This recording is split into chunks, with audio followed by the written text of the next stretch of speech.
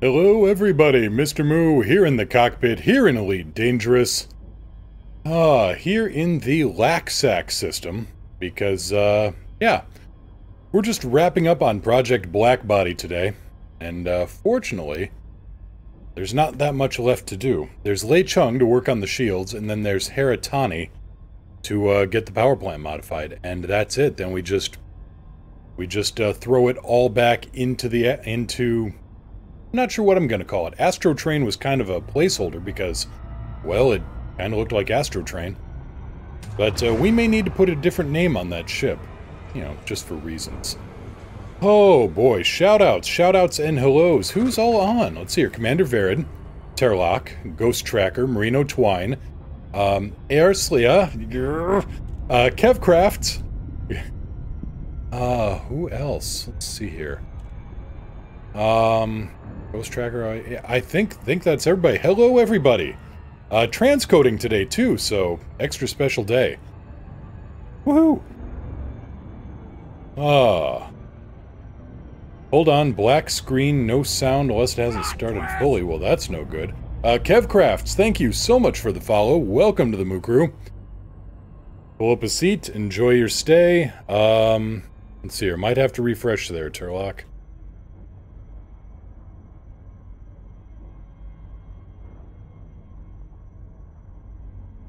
Because, yeah, we should be live. We should be good to go. So, getting landed here at Trader's Rest. And I've even got a Hank with me. A Yuki. Hank was sitting in the chair, which is why we were a little slow on the draw here with the pre-flights. You have any idea how hard it is to get that guy out of a chair once he just turns into a lump. A lump who absolutely refuses to move. It's almost impressive. Hell, it is impressive. There needs to be a Homer woohoo sound. You know, I fully agree there. Haha. Thursday. Hope everybody's having a good day. Oh, what's going on today? Never got around to checking the SpaceX launch. Did that satellite get off the ground? Was that a SpaceX launch or was it just... I forget now. Either way, I know there was a launch yesterday, and not sure if it... Ghost Tracker, my new beagle will flatten herself when she doesn't want to be moved. Hank does the same thing, because, as we all know, cats are liquid when they need to be. Marino Twine, Ghost Tracker apparently went perfectly excellent. Glad to hear it.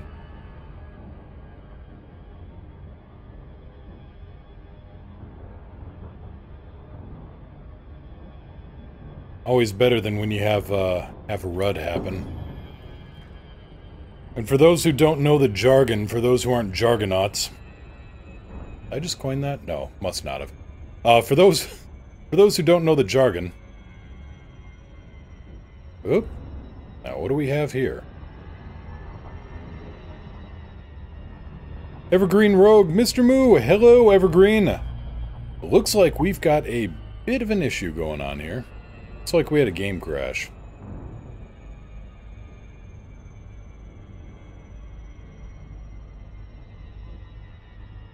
Kevcrafts completely forgot that Chinese satellite was coming down and I missed it.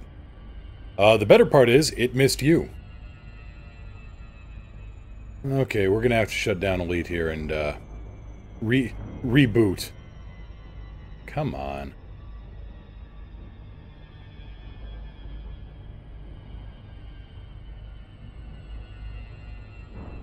Oh yeah, we got a big time bad here. Okay. Ask. Right, let's try that again. Thought the stream had frozen? No, I froze. Okay. Shut that down. Let's, bring the video card down to Ruh-roh. Yeah, we'll get this taken care of. We'll get this sorted.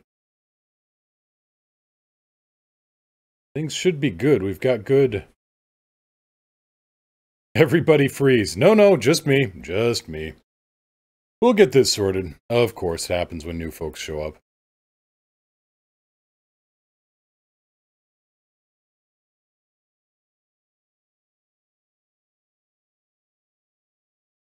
Terlock, still getting nothing. Back in a minute. Gonna do a quick reboot? Alright. Everybody do the flop! No, Hank already did the flop. Hank, no.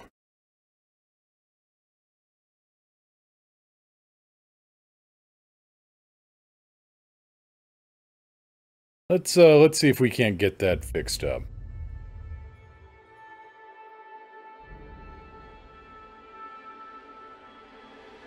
Let's shut down some stuff we don't need here.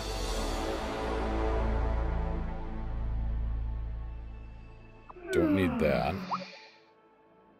Let's see.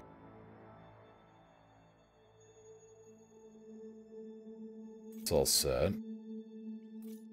That's good, that's good. Alright, that should be good. Alright, take two. Onikaji had a lovely in-game setback yesterday. 400 jumps in my Type 6 from Colonia. With a computer full of data, delivering missions, and scan data, and got eaten by a pulsar. Oh no. Oh.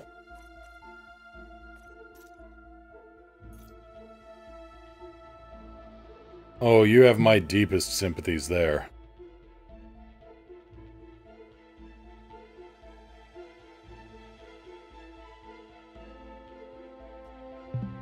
Best charge, the spread, low partial. Okay, let's try this again.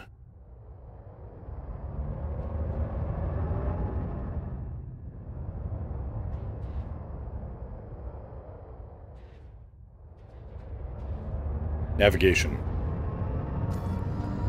Navigation. Who am I flying with today? I'm here. I'm here. Ready in waiting. Alright, so I've got Celeste, Alex, Kix, and Eli. Onikaji, no, not a total loss. I was 250 from civilized space when I respawned, so I got some cash back.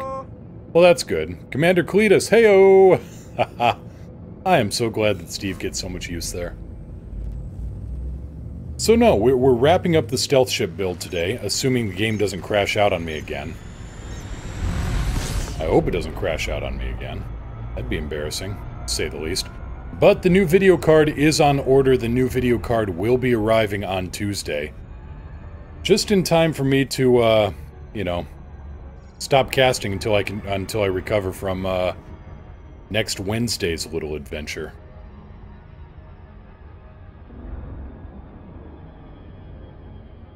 But we'll have a new video card. Things should be much faster, much better, and, yeah. The again is the worrying part. Yeah.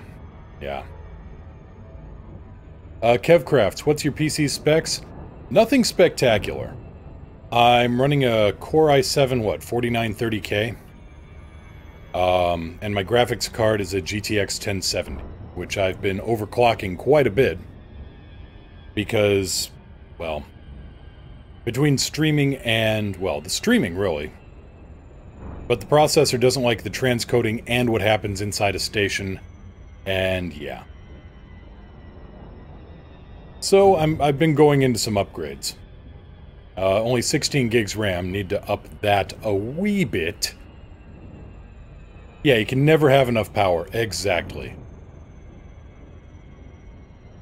What's the computer equivalent of no replacement for displacement? 4 months and still going strong. Witcher, thank you so much. 4 months there, beep boop, 4 months still going strong. Oh goodness, welcome back to the plank owners. You have definitely earned those planks. But yeah, Kevcrafts, what's the computer equivalent of no replacement for displacement?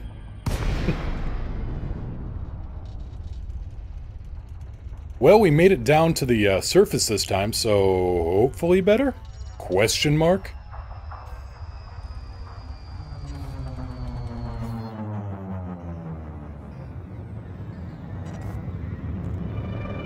A little bit heavier here, so... Lacey Kilo Yankee Lima Heavy commencing automated flight control routine. Please observe docking protocol. Welcome to the stream. Commander Verid, Twitch Prime sub and 2 months in a row. Thank you so much for that. That is greatly appreciated. Seriously, thank you all so much for the subs, either Prime subs or regular Twitch subs. Witcher, I just loaded up my car for tomorrow. Gonna be a crazy party. Trunk is literally loaded up to the brim with liquor. Well, then don't get rear-ended. That would make a mess. And snacks. Okay, so got padding. Turlock, okay, loaded on the computer mobile app, can be left the heck alone. Sounds good. So yeah, we're coming in on approach. We're at 1.3 G, and the thrusters in this thing are not the greatest. Falcon to Lacey, Kilo, Yankee, Lima, Heavy, request docking clearance. Requesting. Access granted. Proceed to landing pad 03. Going down the highway. Oh, that tasty cargo! Booscore, good evening. Gear down? Down. And locked. Oh good, I'd hate for it to be down and not locked. Yeah, these thrusters are a little anemic for this gravity. How go things? Things are going well, just finishing up the final stages on the stealth ship build. So hopefully we get something good out of that. Touchdown complete. Engaging ship restraints. Your arrival has been noted.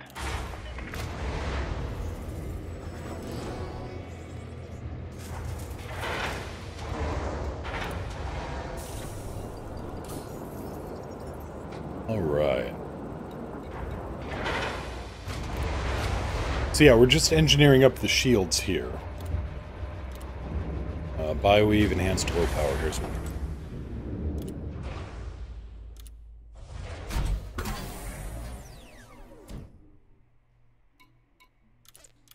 Witcher, 10 packs of hot wings, sodas, chips, popcorn, anything goes in the grill, loads and loads of full meat sausages. I mean sausages I bought from the local butcher. Bought so many of them, gave me a discount. 20 kilograms of meat. You see, now I also need Borderlands 2, with Krieg going, ha ha ha ha, meat. I could have gone more into Krieg voice, but that would have ripped my throat out and that'd be a bad thing. Gotta pace myself here.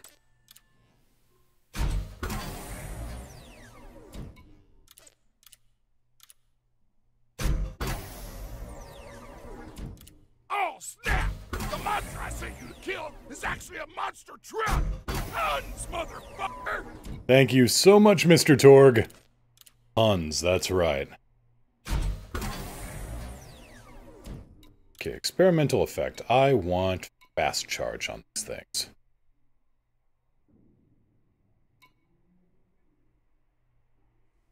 Or do I want boosted... increase the power draw. Let's go fast charge.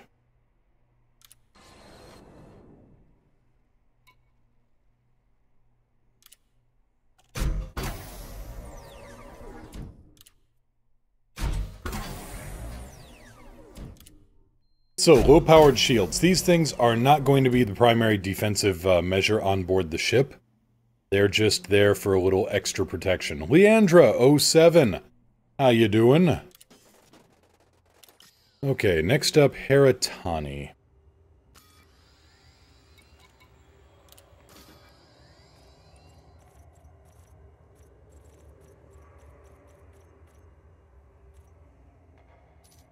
Uemaki system, that's right. Almost 300 light years away. Huh, this could be, what, 5 jumps? Maybe even 6. Not numbers I usually see in the bubble with this ship.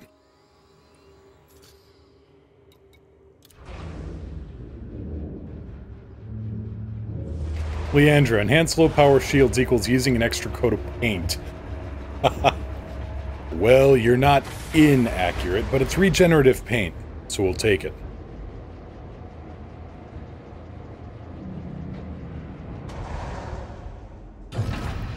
Gear up. Landing. Restraints Wait. disengaged. Commence departure. Yeah, primary protection is going to be not being seen in the first place. And that's what our next step is, because I'm going to get this power plant modified with one more little bit of just a dash, just a pinch of thermal spread on it.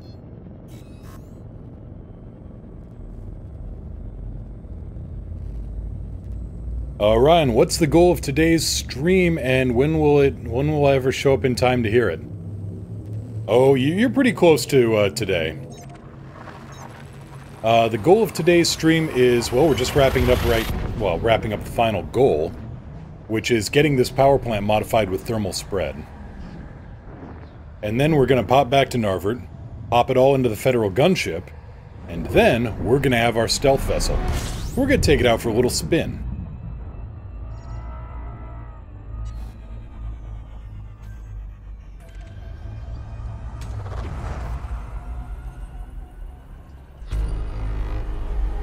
I did some number crunching last night, and realized that I can have like supercharged shields on this thing if I go with the pacifier frag can, or I actually have the firepower or the engine power. I could add in a 5th plasma cannon and a class 3. Lopaloos, I now have a different name and profile picture. Alright.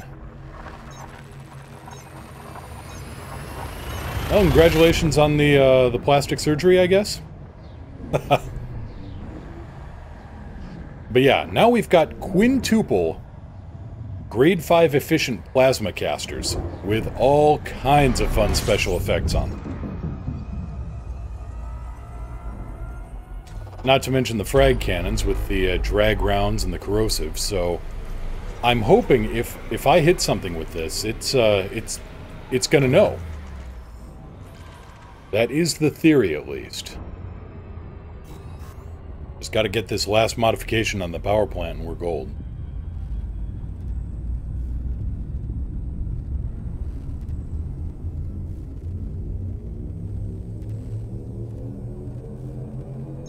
Leandra, enhanced low power shields, actually a very good modification on explorers, since it lowers the mass of the generator, and it lowers the power requirements. Leandra, I kind of took a bit of inspiration from your ideas. I'm in the process of making a stealth gunship with 7 long-range plasma slug railguns called the Federal Rail Gunship. Nice. That will definitely put holes in things.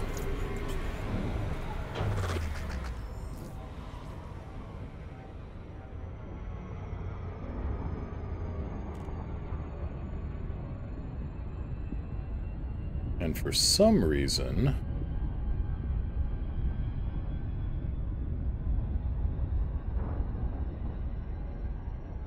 Crack IR is just having a hell of a day today. Alright, so we'll go without it today. Lopaloos, the sound design is brilliant in this game. Kinda reminds me of the sound design in Subnautica. Oh yeah, the sounds in this game are incredible.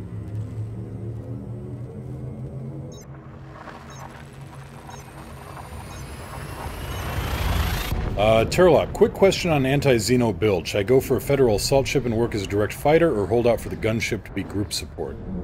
Figured I'd ask the people I'm gonna be probably hunting bugs with. Honestly, I would suggest Federal assault ship. I mean, the faster we knock a ship down, then again, a gunship can carry a fighter and still carries a bunch of armament. You can snipe a Thargoid interceptor with a gunship just fine. You can quad up those, you can get quad Guardian weapons, and then you can get the, the large and the small weapons could be stuff like thermal vents or Healy beams. You've still got a fighter. PC Cornelison 07, you're on again. Yeah, I don't know what happened there, just... the game went fluey for a moment. We're all fixed, though, it looks like. Knock on wood. Tierlock, the gunship was going to be loaded up with decontamination and repair limpets, too. Well, you could do that in an assault ship, too, without too much trouble. It really depends, because an assault ship... Actually, a gunship, I think, would be the better anti-Xeno fighter, period. because you can quadruple up the guns. You've got support guns there too, so you are direct fire and indirect assistance as well. The Class 3, you could, well, you could stick two thermal vents or Healy beams on the smalls, and then you could go with a, you know, the large hardpoint. You could actually stick the, the flak launcher on. Leandra, gunships are a bit underrated IMO. They pack a punch in their small frame. True. If you can fly a Conda, you can fly a gunship. Also true. The big thing about gunships and all the Federal line, really, other than the Corvette, go figure, they are hull tanks. PC Cornelissen, quick question. If I have hired a pilot but he's not active, does he still get his cut? Yes. Yeah, basically you've got him on retainer, and that pilot is not taking any other jobs, so you're paying them no matter what.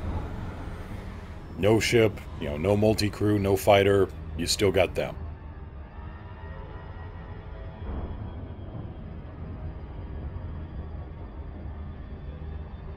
But yeah, the biggest difference between a Conda and a gunship is that the Conda is a shield tank and the gunship is a hull tank. And that definitely works in its favor when you are fighting Thargoids.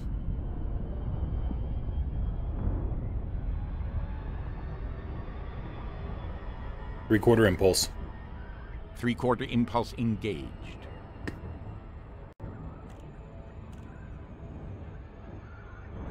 Leandra, the thing with the gunship is it's like the Chieftain. It's an obliteration tank. It does so much damage, you take relatively little.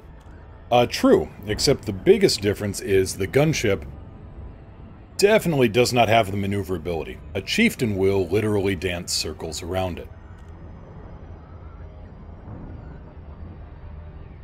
But yeah, the one thing I have not engineered to the nines on the gunship build is the armor. Now, we'll get around to that at some point, but right now, I mean, we've got the weapons array, and this wraps up the core components and the shields. So we're mostly set. And then we can take that thing out for a spin and see just what kind of damage it can drop on somebody. I mean, I don't think I'm going to be giving up the Chieftain anytime soon. But it's nice to have a little bit of fighter support sometimes. Now, here's a question for those who, well, one second. Leandra, I found a neat trick with the gunship. Use the fighter while you're in silent running. With a good enough pilot, most ships don't even notice you. That is one of the, yeah, that's one of the ideas I'm doing with my stealth build. We'll see. Now, here's the million credit question for anybody who might be in the know. Does stealth work at all versus Thargoids? Somehow I doubt it, and yet I still feel the need to ask.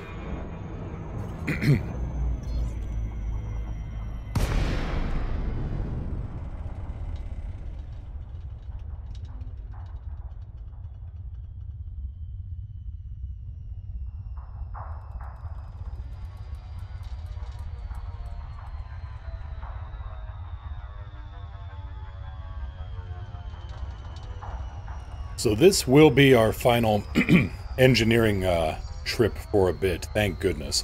We've got all the mats, we got all the DATs. Orion, until you hurt them, they don't know you're there.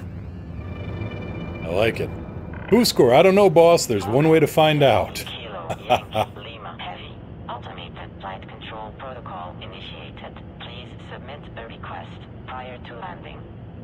Falcon to Lacey, Kilo Yankee Lima Heavy, request docking clearance.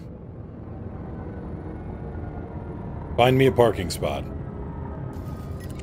Confirmed. That wasn't confirmed. Contacts. Contacts.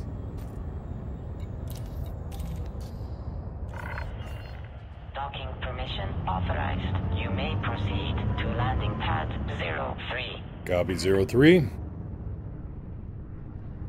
Terlock, I don't know how they track targets. They don't seem to care unless you piss them off for one reason or another. True. And shooting them with a Guardian Gauss cannon definitely counts as the latter.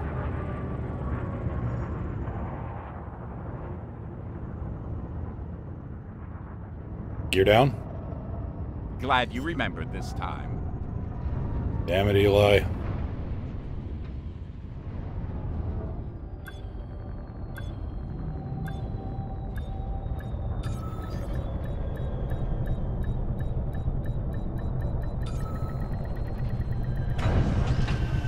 Alright, hard contact. Docking procedure completed. Ship secured. Greetings. Terminus, howdy, how you doing? Haha, Turlock, just another damn monkey. Boom! Oh, now it's on. Haha, that's a paddling.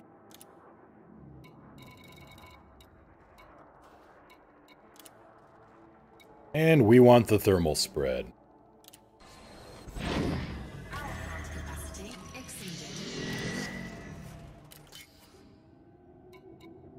Alright, that does it. Back to Narvert.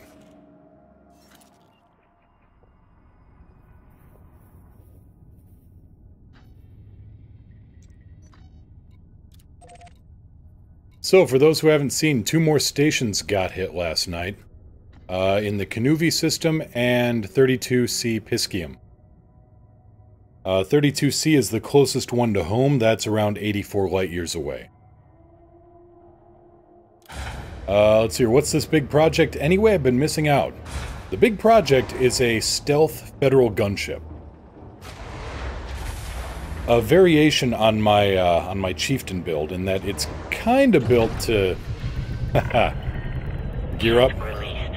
Gear coming up. It's kind of designed to make an opponent put their fists through their monitor. You die first, get it? Your friends might get me in a rush, but not before I make your head into a canoe. You understand me? Commander Cletus, you got it right. That's what those Guardian Gauss cannons do to the Thargoids.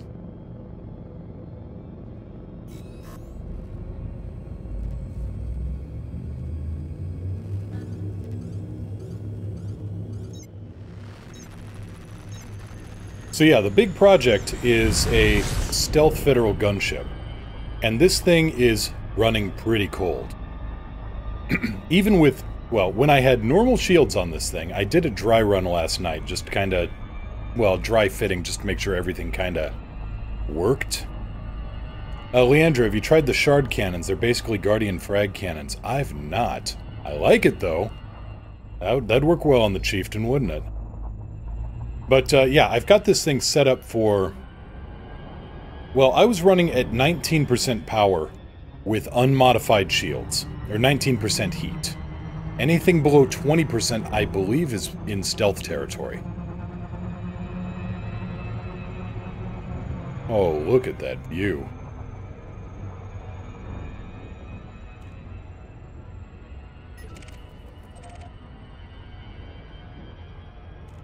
Resume course.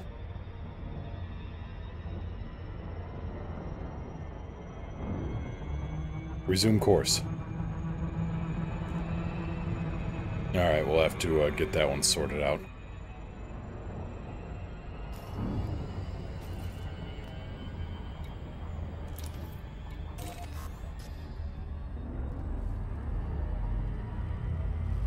Gotta get some of my voice commands rejiggered so they actually, you know, work.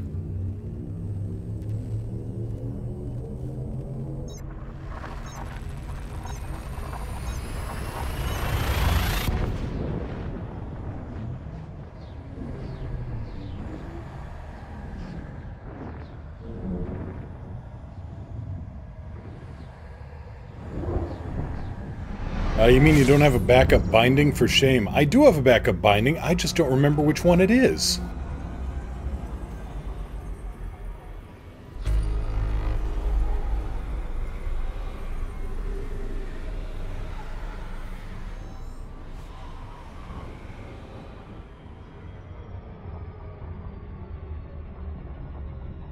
Alright, let's do a quick check here, actually. Yeah, let me get that set up real quick.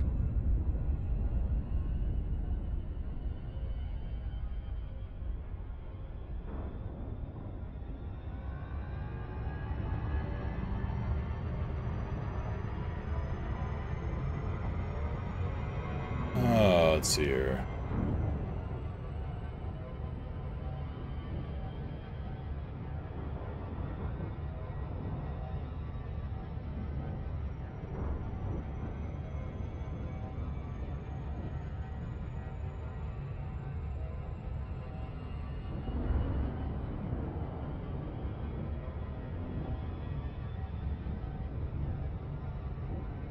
There we go, that should take care of it. Leandra, I'm still waiting. Let's see here. Oh, let's see here. Next system is M for default, something like that. I think I switched that around. Aerslea, do you have a fuel tank on this? No, I don't. This one is running a stock fuel tank, I think. Leandra, I'm still waiting for the Thargoid tech brokers to give us a hybrid version of the Thargon Swarm. The moment we get Swarm fighters, it's all over. Then you get an arms race where this thing starts getting used against humans. Because we know how well Thargoid weapons work against humans. Yeah, then we got what we call a problem.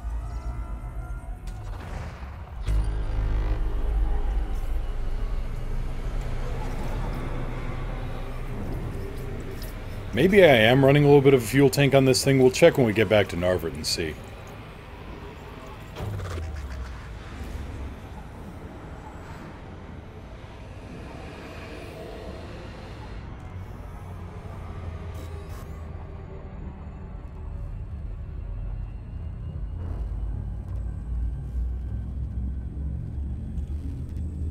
I'm really glad you folks can't hear what's going on just over my head. I'm glad the microphone is filtered on that because, boy, it is a whole lot of fun to have power tools going on right over your head for 3 or 4 or 5 hours a day.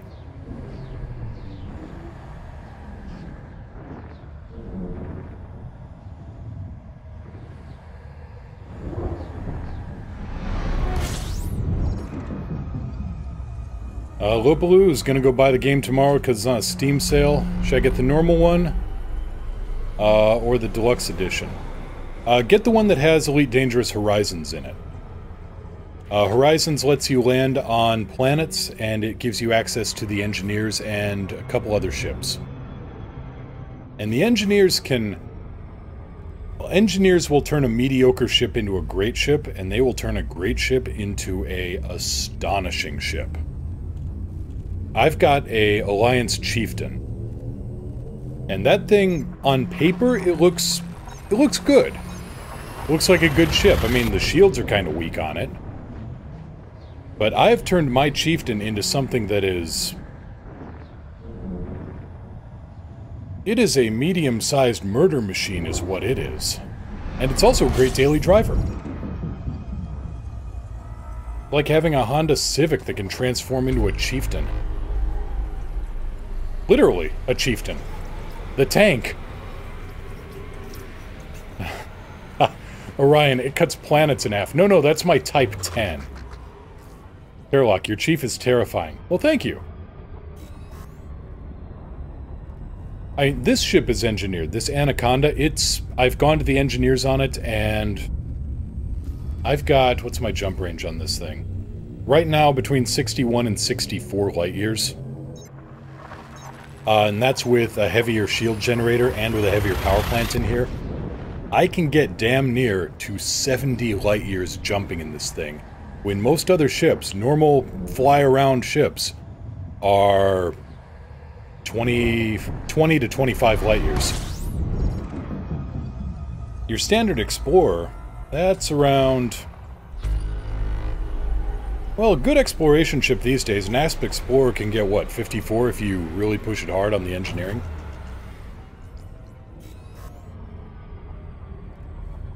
Orion, there's a difference between cracking a planet and cutting a planet. My bad. My bad.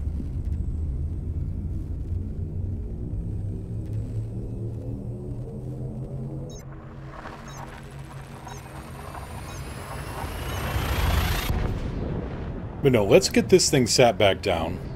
We'll, let's see here. Terlock, 40 to 50 with full engineering. I'll have to ask Niao. She's been engineering the hell out of her cat's eye. P. Cornelison, how do you get that jump range? Well, a few factors. Let me, get set up to the station first.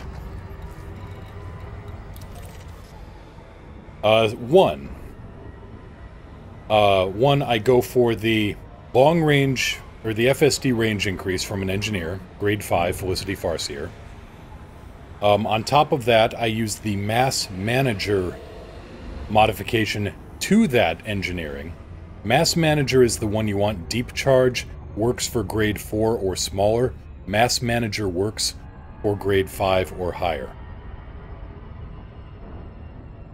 And then, it's not just increasing the jump range. You want to decrease the mass on the life support and the sensors. Those are the big important ones. Especially sensors. A class... Let's see here. What's the sensors on a Anaconda? Class 8? I think they're like Class 8 or something.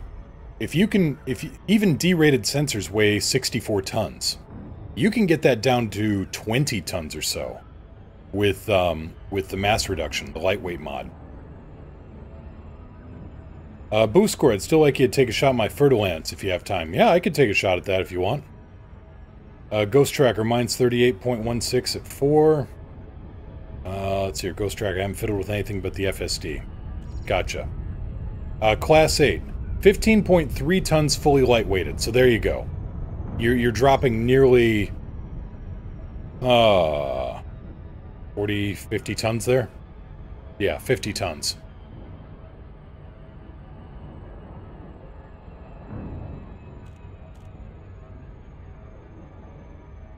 If you give it a 16-ton fuel tank, you can get the jump range to 71 light-years.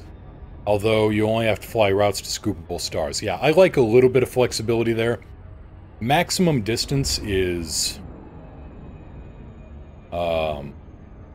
HS, I'm having hiccups, scare me. The Thargoids are 84 light-years away. Master 10, 07. And yeah, Leandra, when you get down to it, when it's between 68 and 71 light-years... I mean, really, then you're just down to... Now you're just kind of going for bragging rights, really.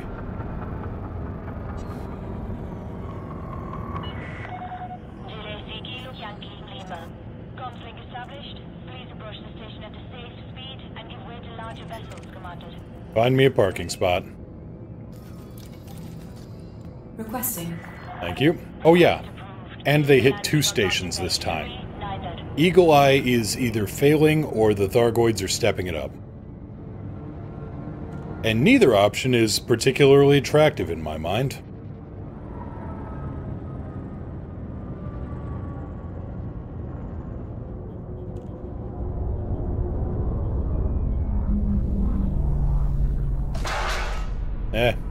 Shields held. Gear down. Gear down. Closer to Narvert? No, they're actually flying off now. The closest they got was 64 light-years when they hit the ball system.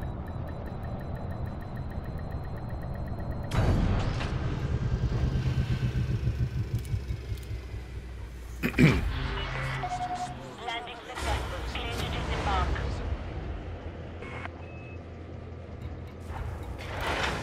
All right, let's get this equipment transferred over properly. HS, I will defend the Founder's World to my last breath.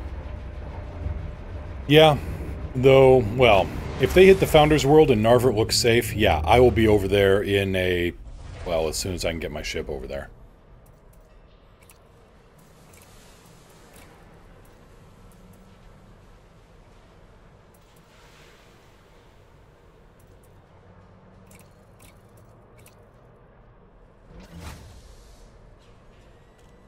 Terralock, they're zeroing in on Aegis stations and moving inwards. It feels more like they're making a point than full invasion so far. So far. But according to the Guardian data logs, they may just be going after what they perceive to be the primary threat before they move in the hive fleets and the resource collectors.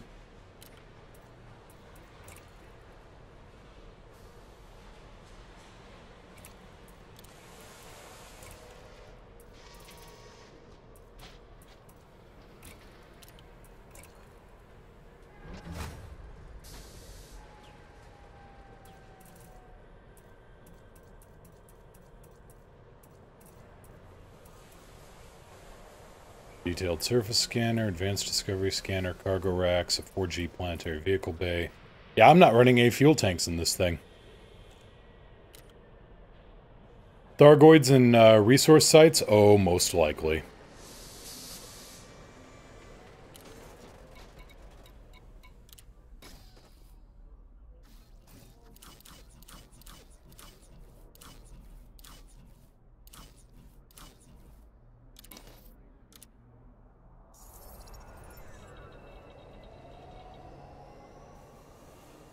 If the Thargoids hit Sol, they're screwed.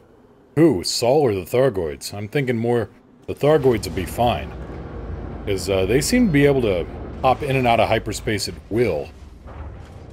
You know, I pull up Babylon 5 a lot, but these things feel like... These things feel like shadow ships. They can just hop in and out of hyperspace at will.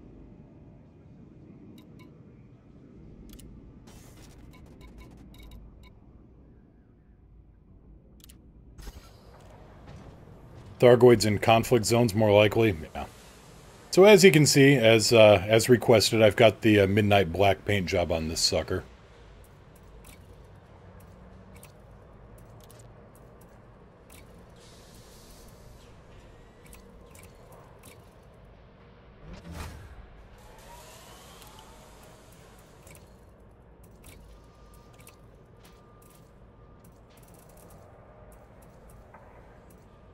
And the low-powered bi-weave shields.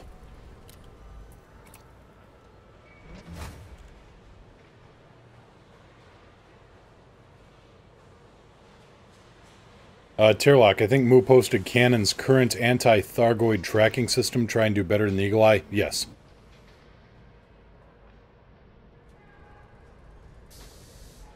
Does that make the Guardians Vorlon knockoffs? More like knocked off. HS will need weapons that are capable of dealing with Thargoids and human ships alike and are engineerable. Ah, that's a tall order, I think.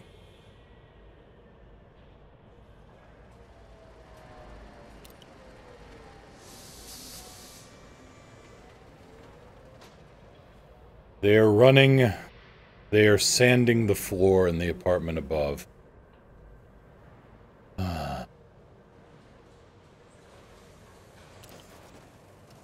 Evergreen Road, can you repost that link? I haven't seen it yet. Yeah, give me a second here. It should be... where? Announcements? Ghost Tracker, 1,500 bits. Thank you so much. Look at me, look at me. I am top bit donator now. This is for shouting out my logs, though, and hosting cool streams. Well, thank you very much, Ghost Tracker. And, yeah, that puts you at the top spot here. Let me... where is the dang thing? Here we go. Copy link. Alright.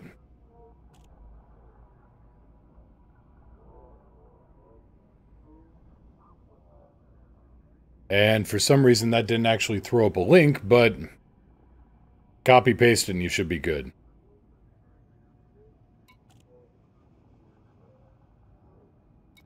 Okay, let's get crew on board the ship.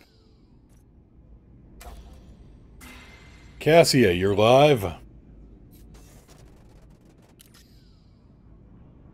Alright, so, EAS Astrotrain.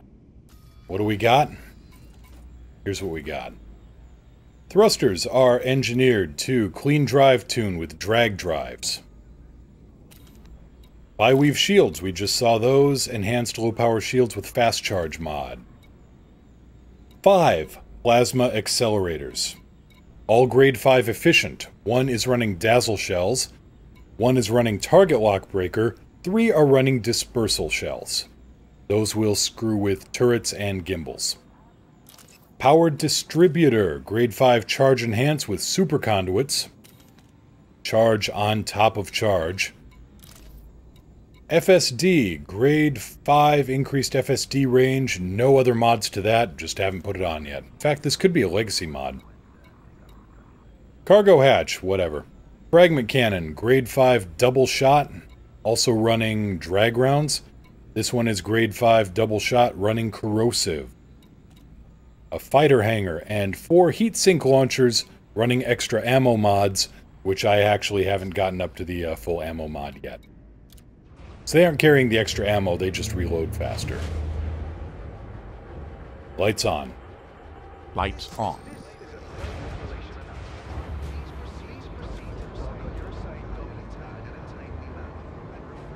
HS, a silent running ship? Oh yes. Look at the numbers here once I get out of the door. Detach confirmed. Gear up. Speed until clear of the Gear station coming up. perimeter.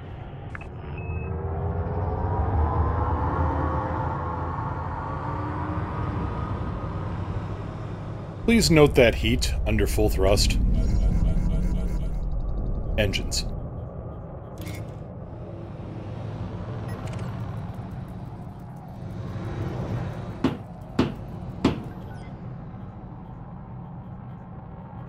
Yeah, Lopaloo's, is there artificial gravity? No. All gravity in Elite is centrifugal. Centrifugal or mag boots to simulate. Well, Booskor, if you can see me... Haha.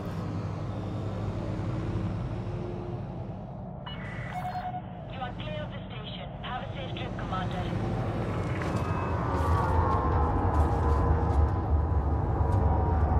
Let me know if you can see me, Booskor.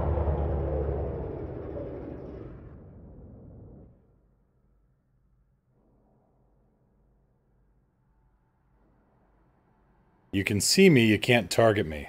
Beautiful. Yeah, I'm running 15% heat. Let me know when, close the distance and let me know when you can start targeting me.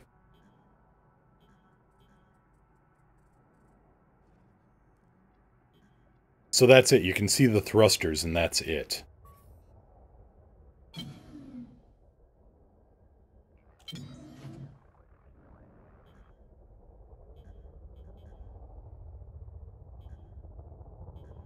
Well, artificial gravity is in spin-based gravity. But you can't, no, you can't make, like, you can't have a ship just sitting here.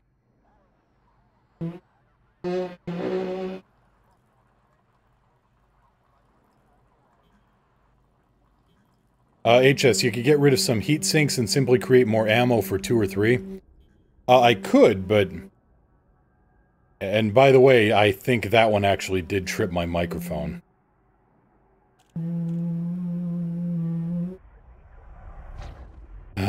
Construction noises slightly bleeding through. Yeah, just a little bit.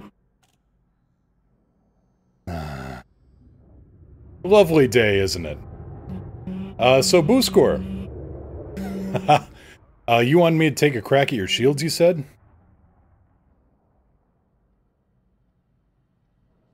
Now, here's the next test. We're gonna running. We're gonna go total silent here. That heat does not build fast.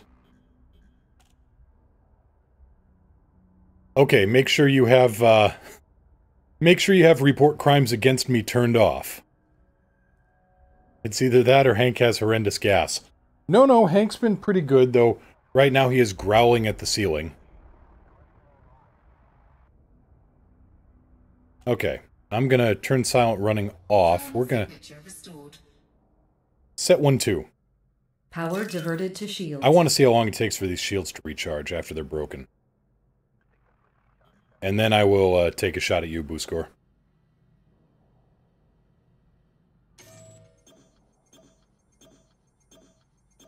That's not bad. That is a good charge rate on those shields. Balance. Resetting.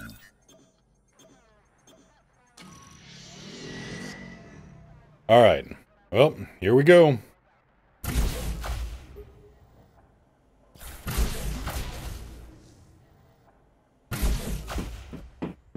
Weapons.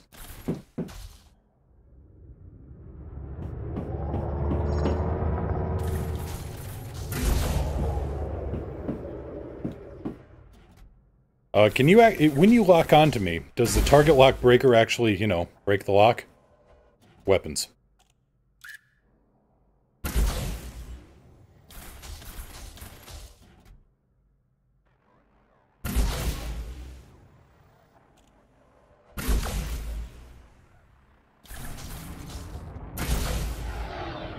Alright. No more shooting.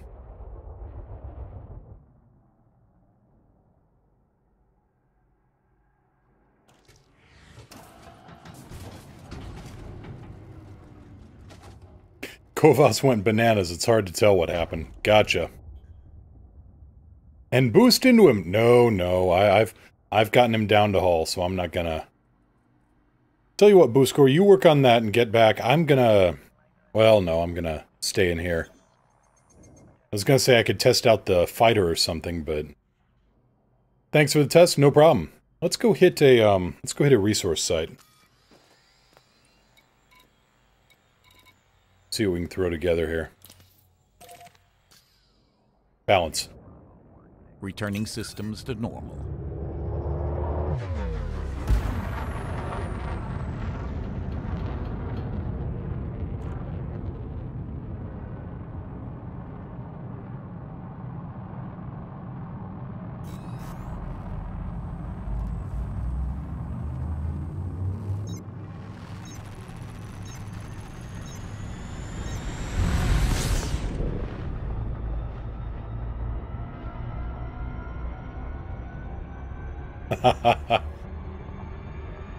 Centrifugal force is good for creating artificial gravity, yes. If you look up, say, Stanford Torus, T-O-R-U-S, or O'Neill cylinder, that is... that's how we would create gravity using, you know, since we don't have, like, manipulation of gravitons or, you know, some kind of artificial, technologically based tractor beam gravity. Which, if you watch Star Trek or... Do you mind? Seriously. Star Trek, Star Wars, etc. Basically, they have little micro tractor beams across the hull. Or across the deck plating, and that's what creates artificial gravity. But, since we have nothing like that in the real world, the only way you can get artificial gravity is to spin the station. And if you folks think that's bad, having it bleed through the microphone, try having it right in your ear.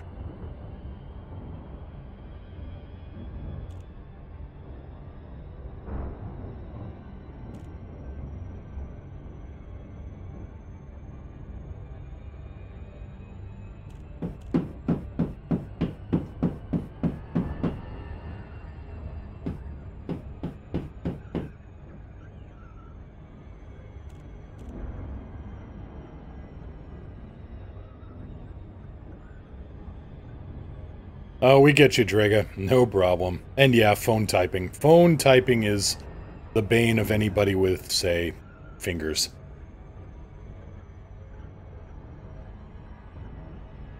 Okay, the Haz-Res.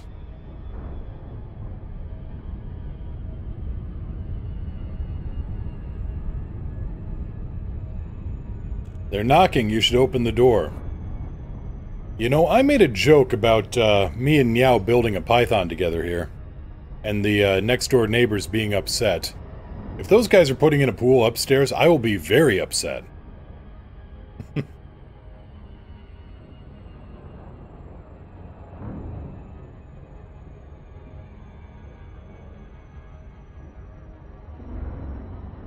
I kinda drove an excavator into the pool. Did they have to drain the pool? No, the pool pretty much drained itself, but they did have to drain the gym.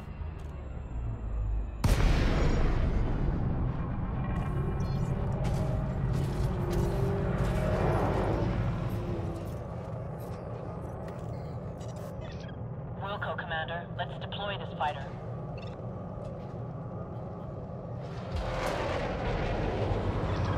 Ready and waiting, Commander.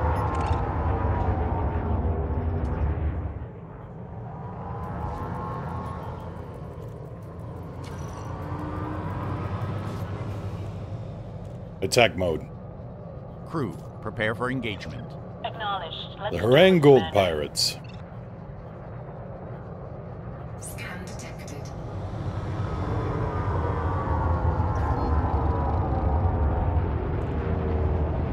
Scan detected. Under attack. Oh, he's got fighters too. Neat. Target shields offline.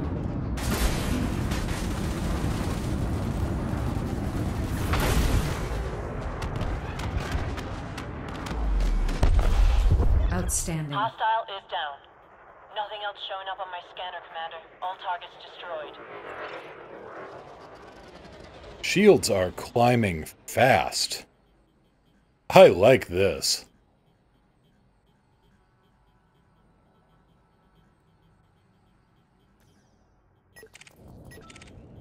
Yeah, this will work well.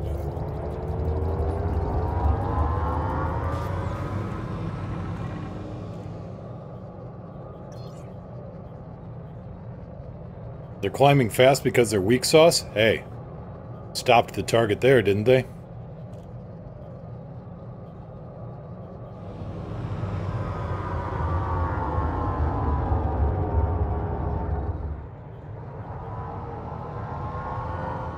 Set 1-3. All power to shields. Actually, let's find out what happens now.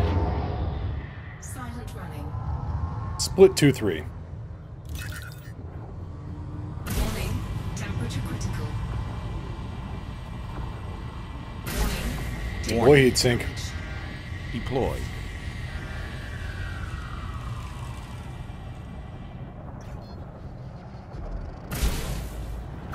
Deploy heat sink. Deploying heat sink. Heat sink deployed.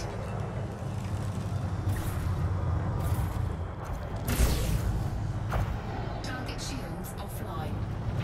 High integrity compromised. Indoor tank taking damage. Heat sink deployed.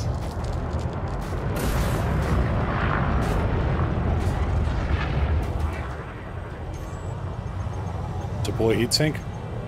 Deploy. Warning. Damage. Gonna have to find a way to, gonna have to find a way to properly set that up so I can pull the trigger and pulse my silent running. Draga, that was with full-on silent running. That's what happened there.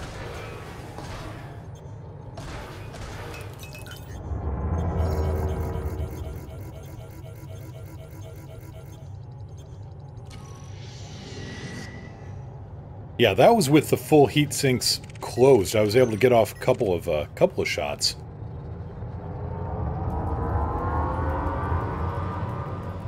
Evergreen, are they renovating upstairs or building a sailboat in the living room? Yeah, something like that. Sure sounds like it, doesn't it?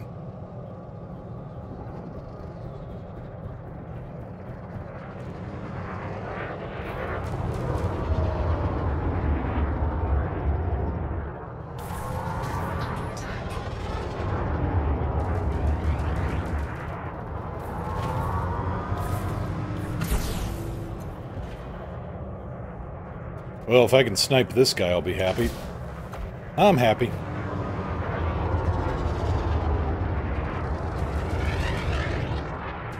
Set 2-3. Diverting power to requested system. Target shields offline.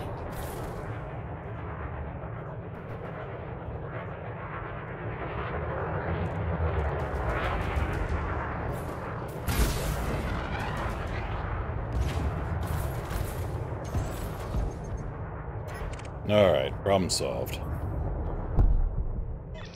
Target destroyed. Searching for further contacts. Day from now, I'm gonna see a ship launch out of the window. Yeah. Ooh. You look like fun. Target power plant. Lock target.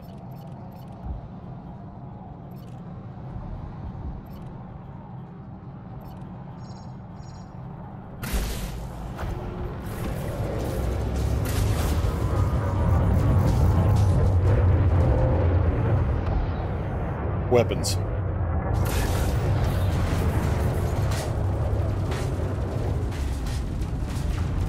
Under attack. Taking damage.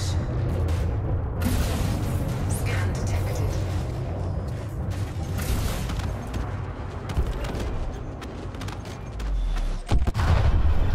Hostile is down. Drago, would Seeker missiles be viable in early careers? I think so. I think early on they would work pretty well. Now, who's our next friend here? You! Balance. Distributing power to engines, systems, and weapons.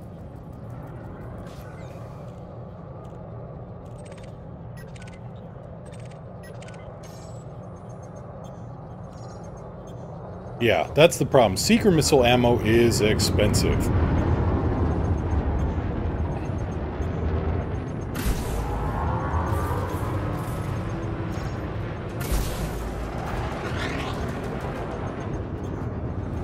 Under attack.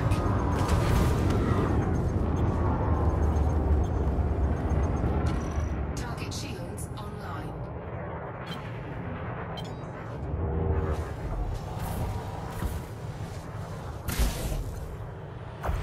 Target shields offline. Target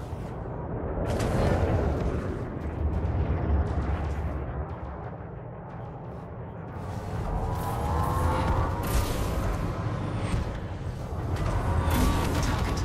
dropped. Taking damage. Enemy is eliminated, Commander. Lopalooz, I'm an absolute idiot for not noticing earlier. There's voice navigation in this game, and a good one. Kinda, it's a third-party program. Two third-party programs, actually. One is called Voice Attack, and the other one is from a company called HCSVoicePacks.com. Now, the HCF stuff is... well, it's like 20 bucks a pack, but they got professional actors doing the work, and they've got the system programmed in pretty intricately. That's the word I'm looking for. But you can also get free voice packs that work well with Voice Attack. Target shields offline.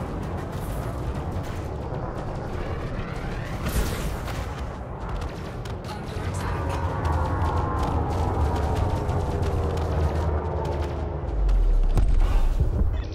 Hostile is down. Nothing else showing up on my scanner, Commander. All targets destroyed. Not bad.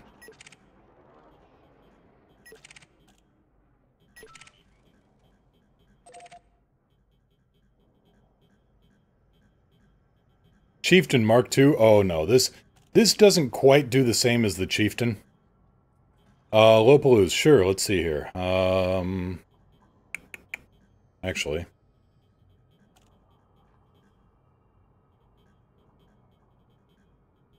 There we go. Recall the fighter. Automated retrieval initiated, Commander. Receiving telemetry. Return to the landing bay. Oh yeah, no Opening problem. hatch. No problem.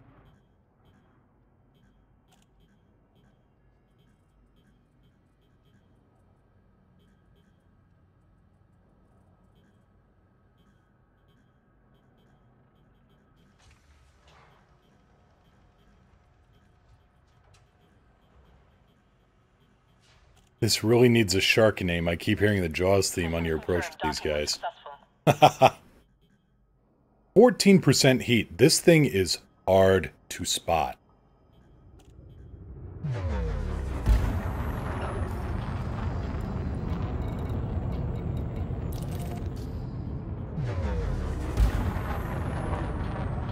Engines.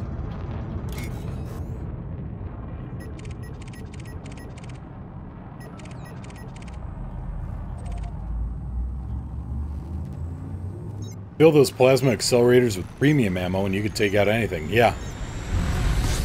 Next time you fly your Asp, maybe name it Aspro Train? I'll put a pin in that theory. Black Omega, it's a good thing this game doesn't have the equivalent of a Mark 48. Oh, that would be fun, wouldn't it? Yeah, just a heavyweight torpedo. Just one. Instead of 2 torpedoes coming out of a Class 2 bay, it's 1 torpedo. The size of a Class 2 bay.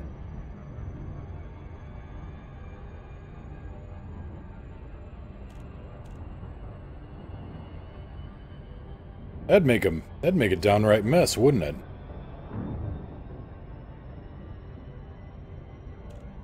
But yeah, this ship is pretty good. I'm liking it. It's not perfect. Well, it's not my Chieftain. I don't know if anything will be my Chieftain, but Draga, before I get back into ED, I need to get myself a good joystick and throttle combo. I can suggest the Thrustmaster T16000M FCS. Bit of a mouthful of a name, but it's got the best throttle I've ever worked with, and the stick's not half bad either.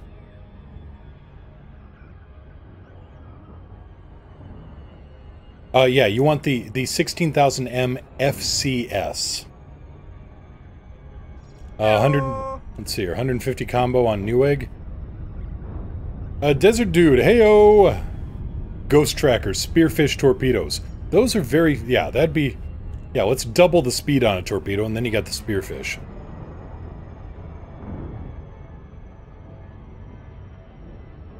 Lopaloos, the ship's cat just says meow. Yep, yep. I've got a warning up actually now. Whenever I start up voice attack, it says, "You've got 4 crew members, but no ship's cat. Vermin is everywhere."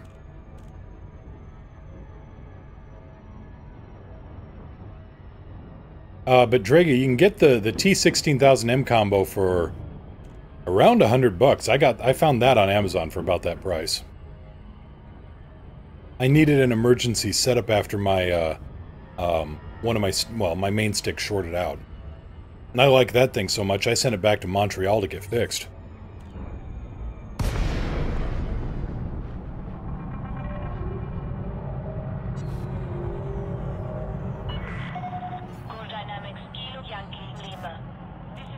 Cisco boy, finally got my joystick, came in yesterday, nice. Core Dynamics, Kilo Yankee Lima, request docking clearance.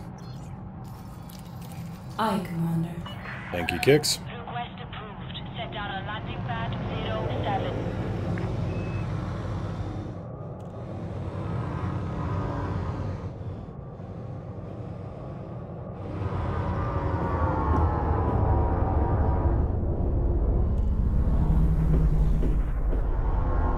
Gear down. Glad you remembered this time. Buttons, need more buttons. Yeah, that's why I like this throttle so much.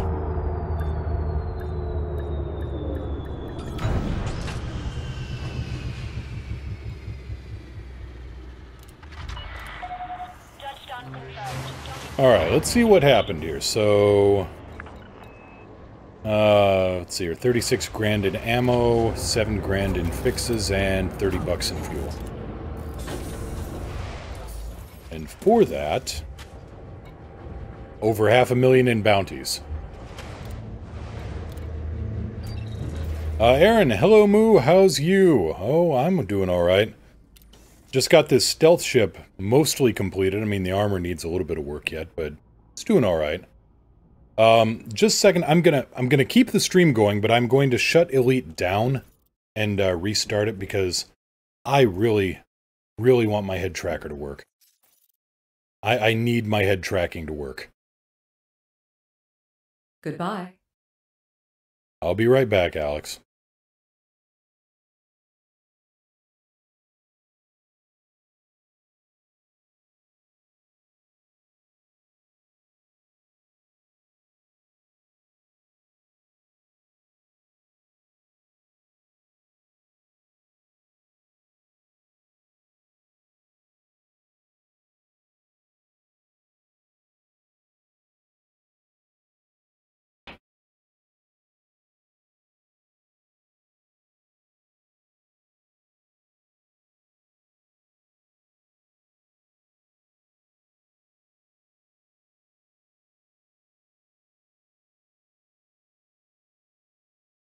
Alright, bringing Elite back up here.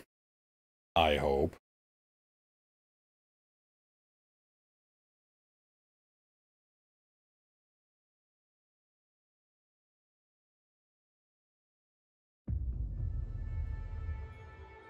Hey, there we go.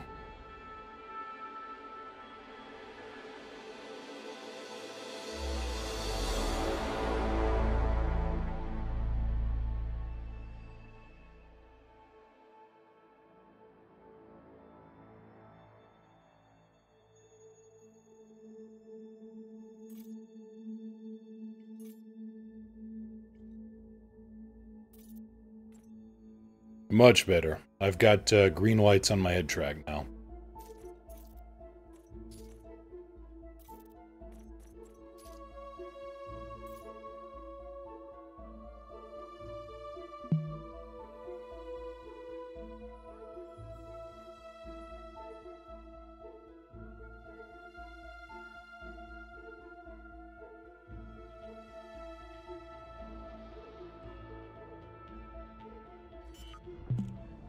Oh, much better. Hey, menus. Perfect. Just what I need.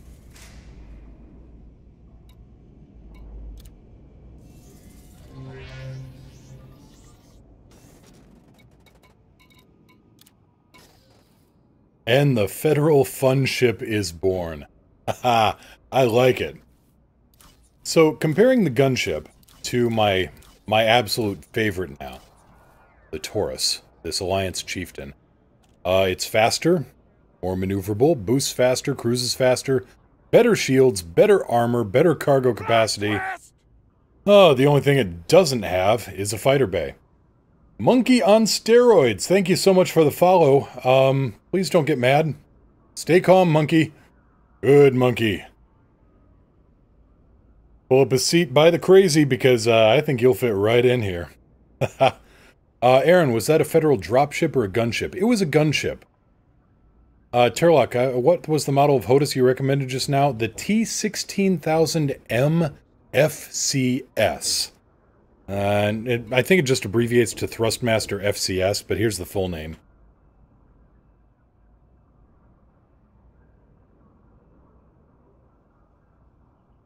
There we go. But yeah, the gunship is a good ship, and we're going to be revisiting that, but right now we're going to be working in the San Guojian system, try to build up some influence, and for that, I don't want my experimental build, I want my tried and true.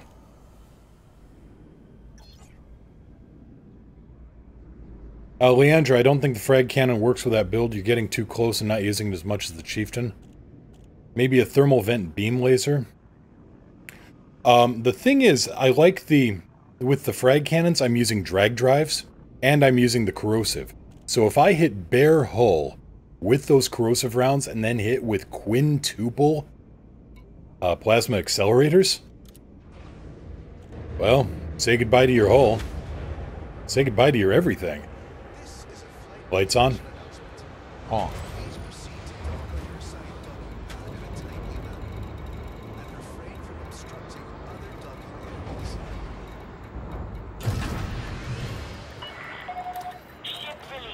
Gear up. Landing gear raised. Crew command roster. Crewman Astra. Yes, sir. Your operations. I'm here. That is all. Okay, Commander. Standing by.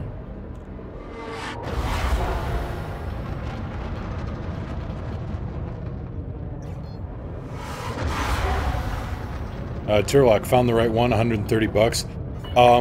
Seriously, I was seeing on Amazon for like 100 bucks before. Boost score, would a corrosive multi-cannon be better? Would still apply the corrosion debuff with a greater effective range. Possible. Let's see here. Cisco Boy, question. So to find resource sites, where do you go to buy the map data? Resource sites should show up if you are within 1,000 light seconds. But you can buy map data for surrounding systems at a base if you're landed at it in the galaxy map. You can check the galaxy map for nearby systems and buy the data if you are docked. Otherwise, you can either use the Discovery Scanner to just honk the horn and find out all the planets in the system, or however large a range your Discovery Scanner has. Or you can go to the nav beacon. The nav beacon at a star, you drop down, you scan it. I'm not in Super Cruise, so you don't see it right now. Oh, there it is. And then you can get all the system data. Now, I'm going to be doing a couple of assassination missions here, so you'll at least see the nav beacon method of things.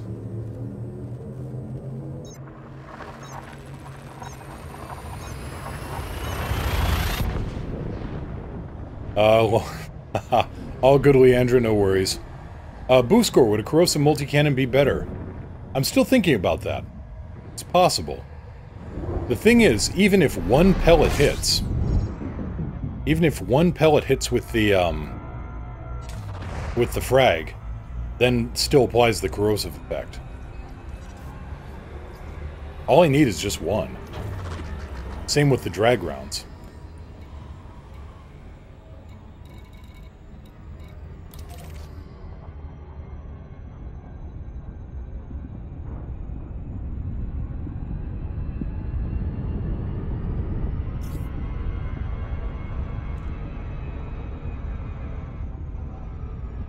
But no, now the mighty Battle Chieftain decides to come in and play.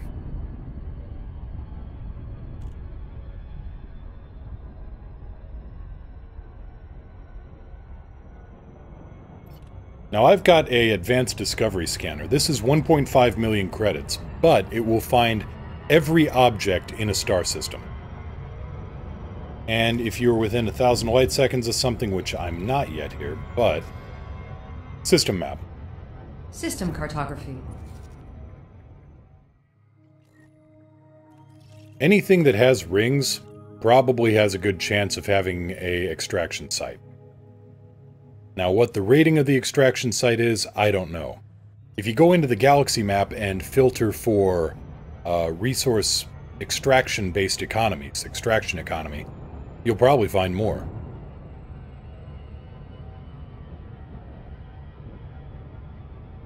Black Omega, the LBX Chief. Yes.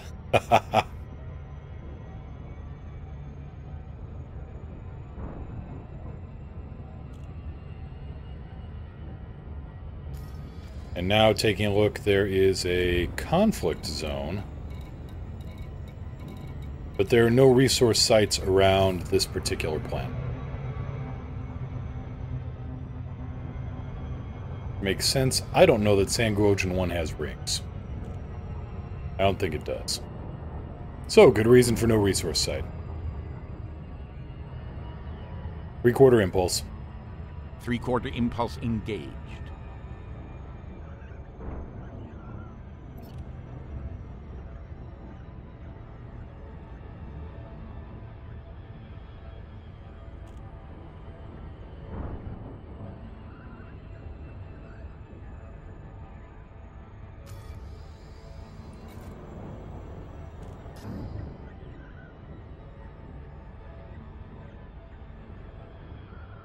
Ghost Tracker, Moo, you've done plenty of exploring. What would you say is the most common star to have an Earth-like world orbiting?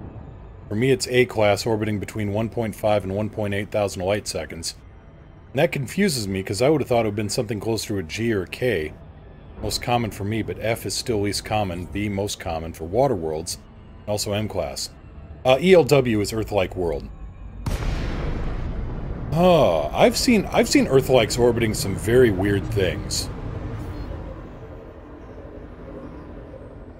Find me a parking spot. Initiating.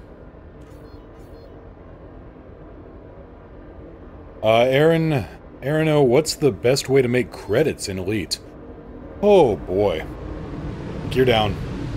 Lowering gear. Early game, I would honestly say passenger missions, cargo missions, or bounty hunting. Like in my bounty hunter, so you want to be a bounty hunter video? Resource sites. Cisco Boy, to lock onto resource sites from Super Cruise, same as planets, stations, etc. Yes, it is.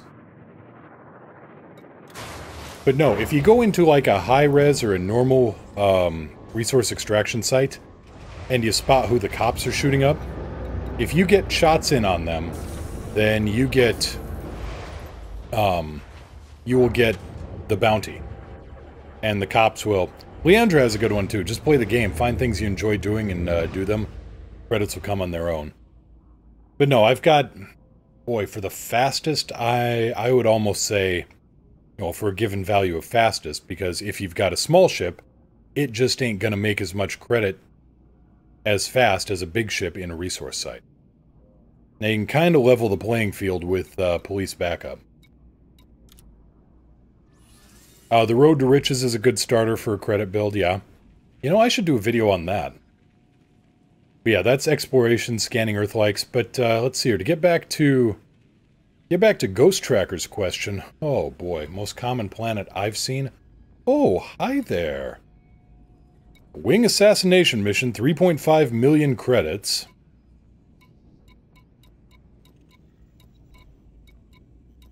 High influence. I'll take this one. And we will take this one.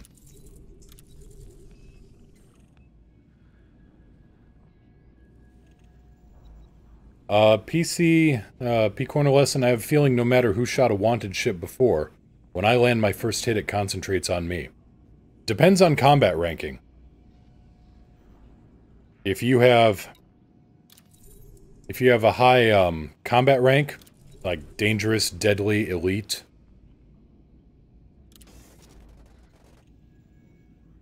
then you've got yeah, the higher your combat ranking, the higher a priority target you become. But if you're low ranked, harmless, mostly harmless, novice, etc., that'll if there's more highly rated police in the area, they will usually draw us attention back away if they're firing.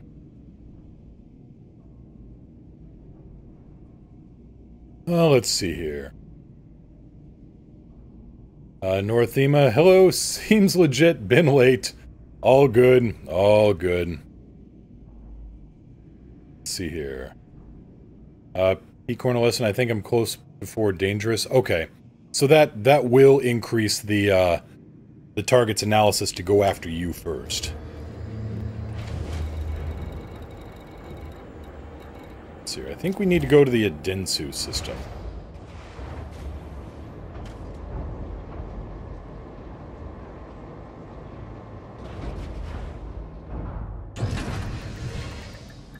Gear up.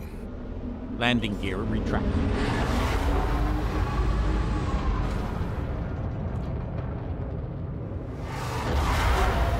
But no, Ghost Tracker, I think it's... I've been seeing a lot around A-class and B-class stars. Well, maybe not B-class, but I have seen a lot around A and F. And honestly, I have found terraformables, waterworlds, and Earthlikes around neutron stars. Go figure that one out. Niao, lucky that she is, she just found, well, I still give her crap for this because she found a ringed Earth-like world orbiting a neutron star.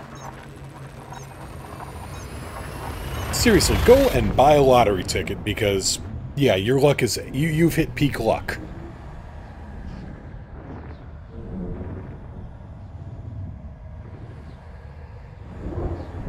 Good that the Conda can take a beating. Almost lost my chieftain to a gunship. That's no good. Yeah. Well, let's see what we can throw out here for a chieftain build here. Yeah, it's like finding Elvis riding a unicorn. So we've got an assassination mission here. So we drop down into the nav beacon, and you can also get all of the system information here at the nav beacon. You just won't get paid for it.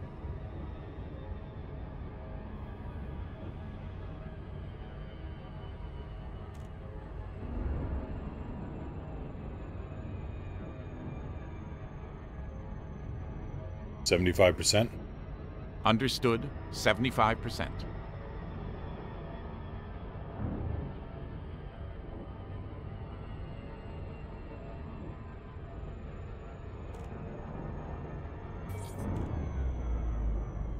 Alright, so we drop down. There's the beacon, we target it, and we let it scan. You can see the little spinny, scanny there.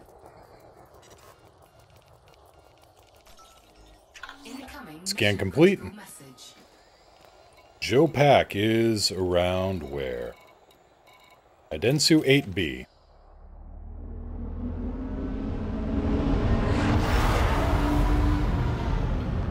Verid, I'm back. How did it fly? It flew well. The Chieftain is still superior in just about every way, except it doesn't have a fighter bay. but it's stealthy.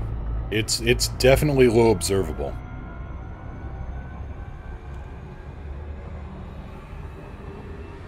And also very shooty, yeah.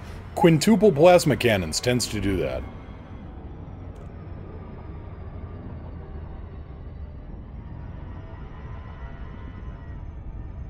Gives me potential ideas on a... You know, if I could build a Fer-de-Lance of similar construction.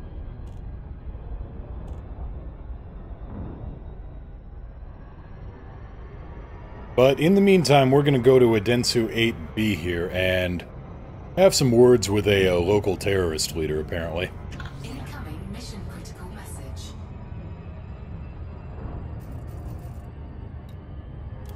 Incoming enemy alert. Oh, he's got friends. Aaron, does anyone else get bored of Elite, or is it just me? It can... Hang on. I've got a Conda on my tail.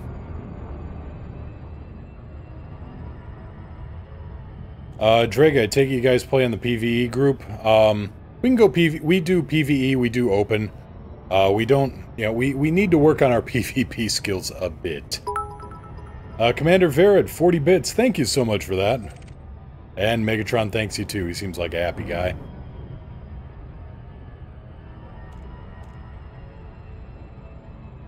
But no, Aaron, Elite can wear a little bit, but I'm just waiting on Battletech and I'm waiting on Ace Combat 7. Then we're going to go a little bit more variety here.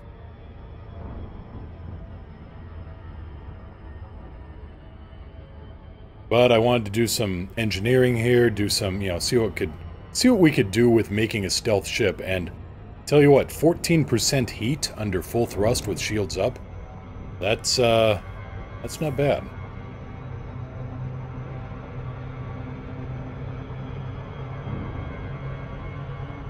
But no, Drago, we have our own group, and we do fly in open.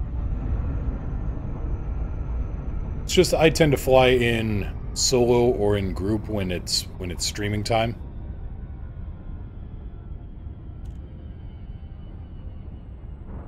Ghost Tracker, but I like your Elite content. I'm not giving up on Elite. I'm just gonna, you know, I get to...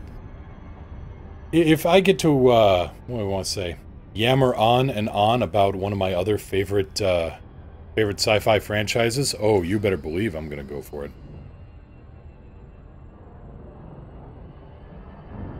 I have built and modified and played with so many battle mechs. Set 1-3. Power diverted to shields. We're at level 5. Here's our guy. Now these are all engineered.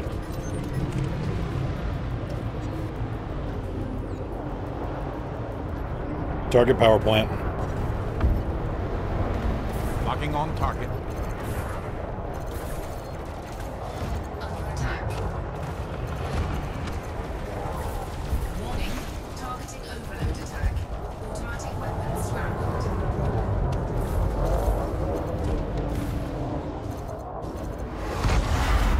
Oh, shit. Alright, now there's 7 of them. Warning. Impulse attack. Trajectory disruption. Well, now we got a problem.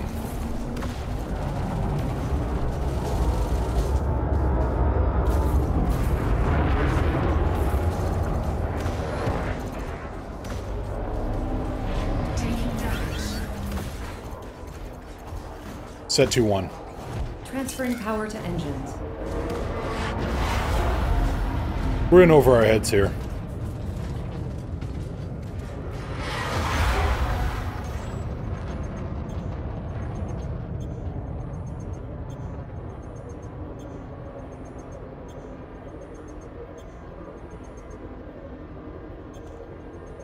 Set 1-2. Reinforcing shields. Or are we?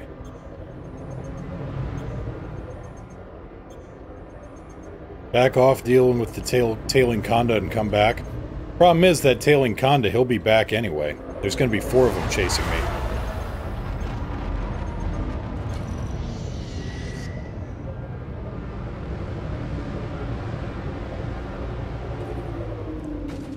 Set 1-3. All shields. Systems favored. Under attack. Alright, who else we got here? Target power plant. Locking on the target.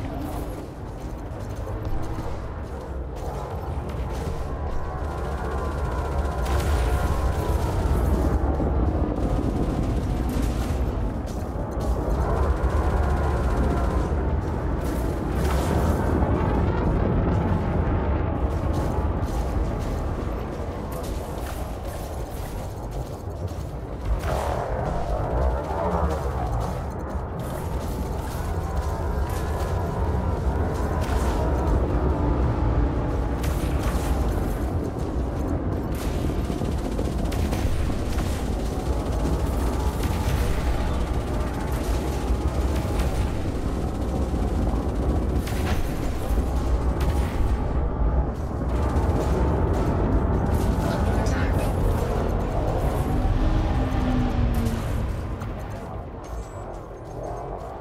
Taking damage. Split 2-3.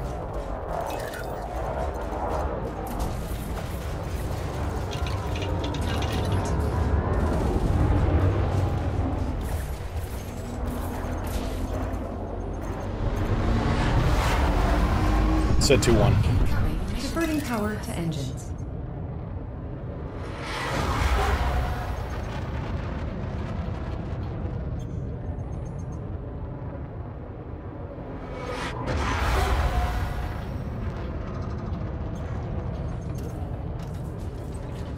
All right.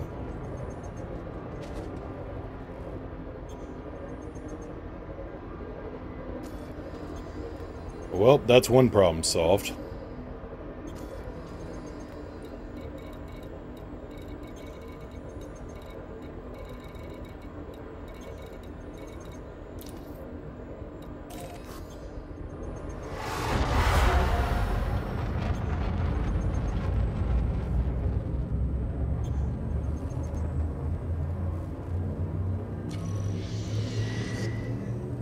Tirlock, congratulations on making Chief Petty Officer.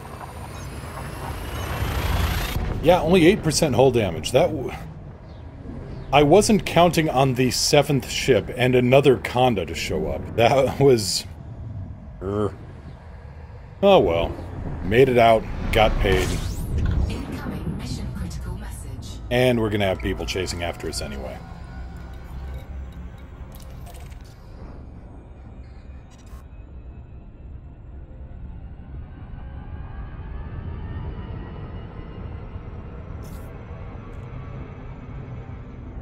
Three-quarter impulse. Three-quarter impulse engaging.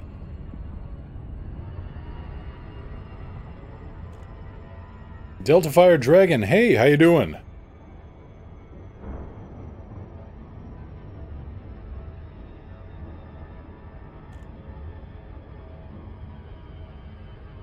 Let's see here. Cisco Boy, speaking of radar, what does flashing red-white indicator mean? That means somebody's shooting at you. Or somebody in your wing who is shooting.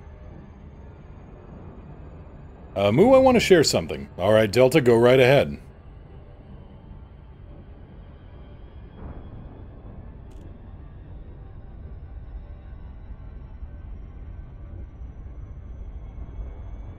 Ghost Tracker, I thought NPCs only used a maximum of 3 SCBs from my experience. No.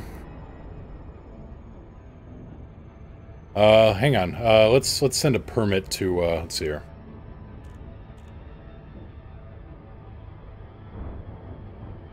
Alright, give that another go.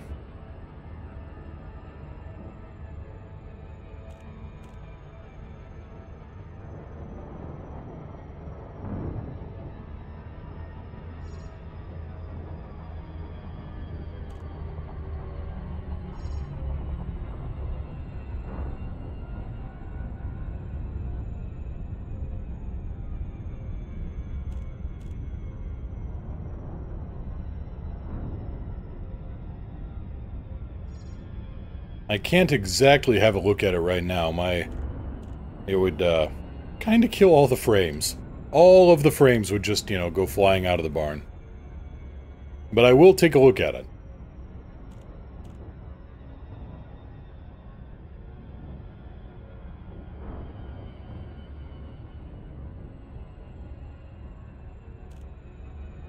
Leandra fought an elite python. They use like 12 SCBs. Oh, yeah. Yeah, and those things, like that cutter, that thing was just made of SCBs. The only reason I was able to actually cut through that, so to speak, feedback cascade on the railgun. That's why I have exactly one small railgun on this thing.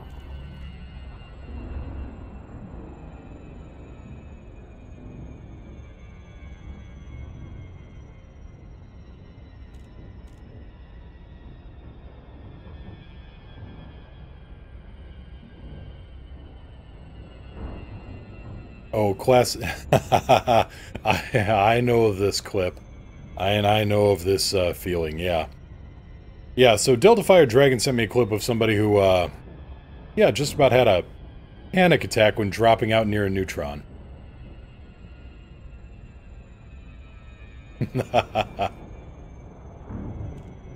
Yeah, the worst one I ever had was flying through a O-class star.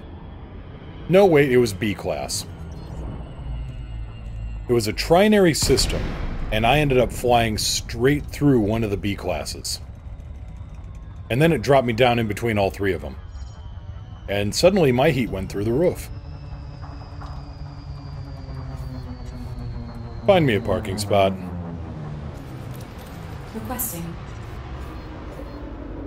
Of course. You always gotta park on the other side of town. This is Federal Flight Control. Request docking if you wish to land at this terrestrial facility. 0.82G. Request approved. Proceed to landing pad 06. I'm just curious. And by curious, let's see if I can't do something really stupid here. Terrain alert. Climb immediately.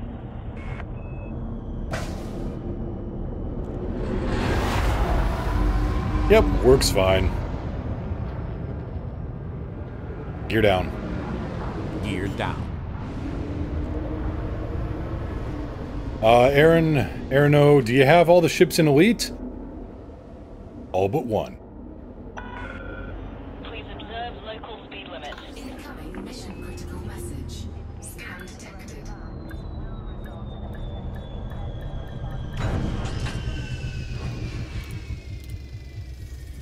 Yeah, all the ships but one. Contact. Deploying ground services.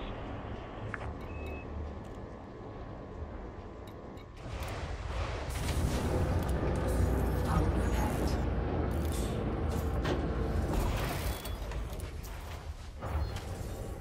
You'll avoid your no claims bonus by doing that too often. Oh, I voided that ages ago. You'll save the best ship for last? Yeah, let's call it that. Instance too close to a neutron star. Reacted very surprised. Yeah, I'd react very surprised to that too. Didn't you sell the cutter? Well, I did, but I still owned it. So technically, I have owned every ship in Elite.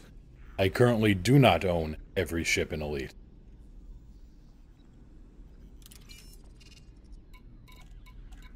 That is a lot of money. Refined focus crystals, security firmware patch. Good stuff.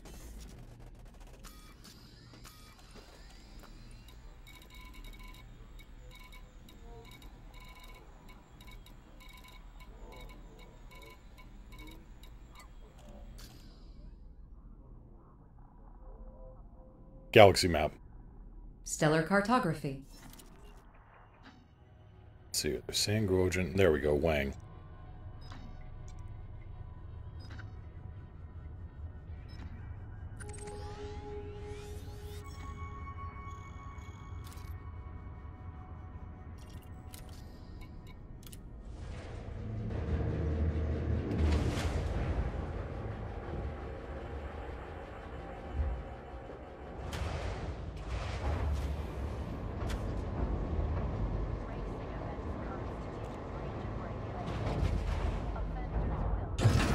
Gear up. Gear coming up. Restraints retracted. Expedite climb to exit altitude.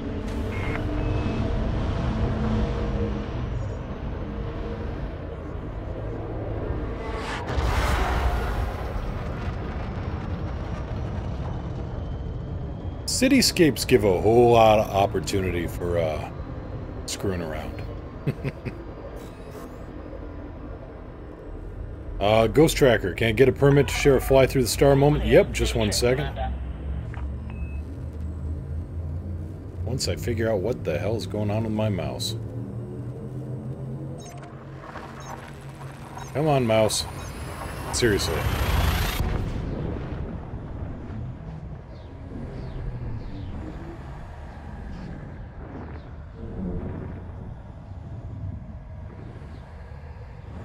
There we go.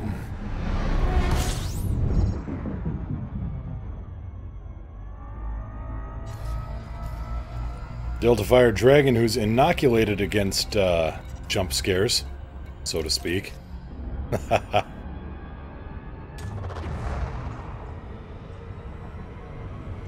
William Pierre, finally found you. Come to me, little fishy. Come to me, little payday.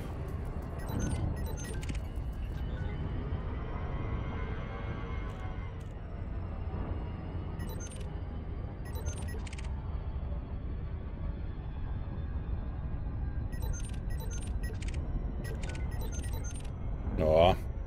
He seems to have disappeared.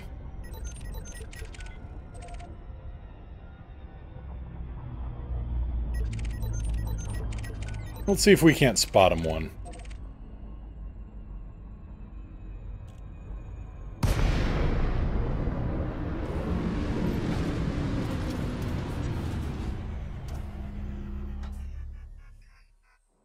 Balance. Power equilibrium restored.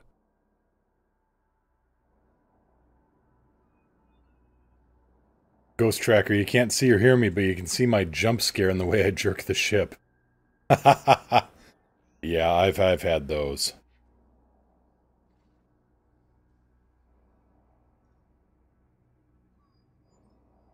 Well, shoot. Thought we were gonna have some fun there. Oh, sometimes you have fun, and sometimes the fun has you. Here we go. Target power plant. Lock target. Billy, friend, buddy. Warning. Thermal attack. Gaining heat.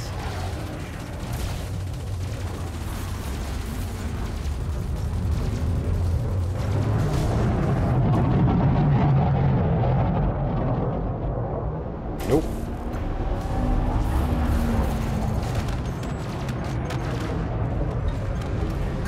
Outstanding. Incoming mission critical message.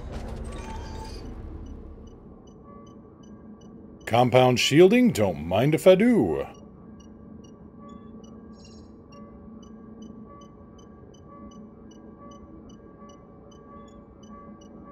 Another nose boop for good measure. Well, you know. It's like shaking the piñata for luck. Military-grade alloys? Oh, you shouldn't have!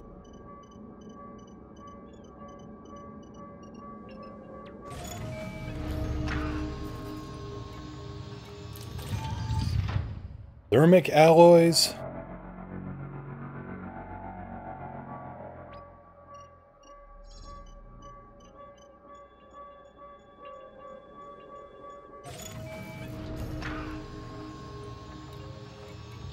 More military-grade stuff.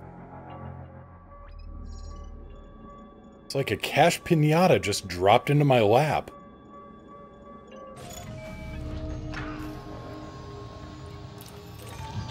Proprietary composites. Yeah, it's like Christmas.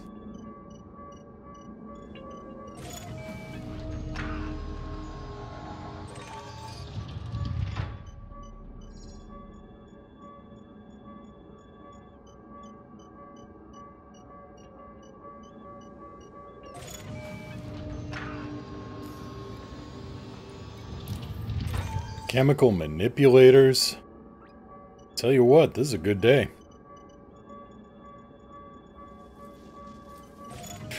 Sea as a chieftain wastes none of the parts of its prey.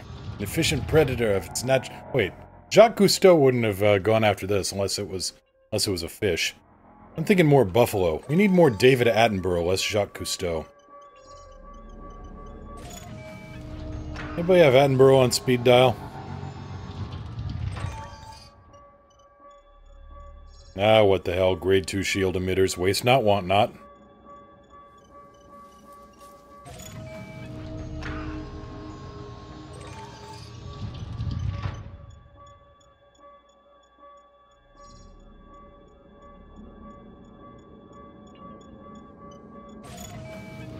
And yes, I say buffalo, not bison.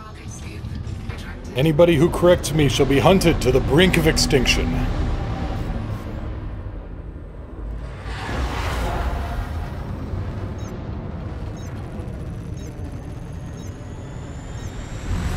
Or that weird alligator guy. Oh, crocodile hunter, Steve Irwin.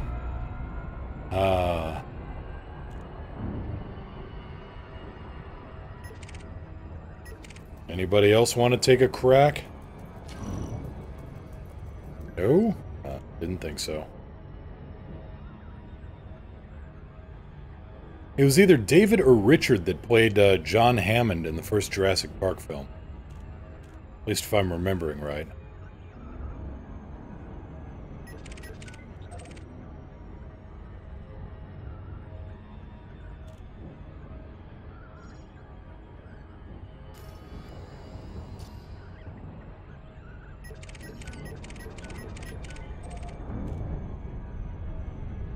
William Pierre, important people don't like to be messed around. Time to pay the price for incompetence. You know, you took the words right out of my mouth, friend.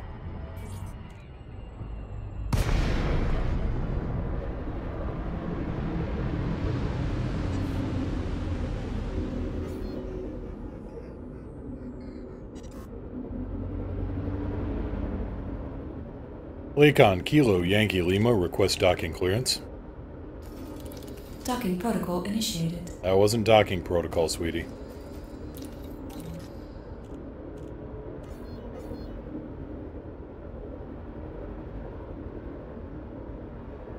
Cisco Boy, are there specific types of ship that drop loot, or some more than others?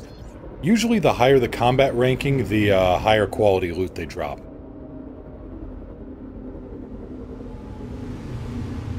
And also bigger ships. So yeah, it's a function of size and seems to be combat capability too.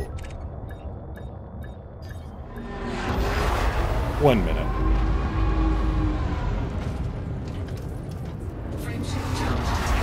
Oh, no, no, no, no, no!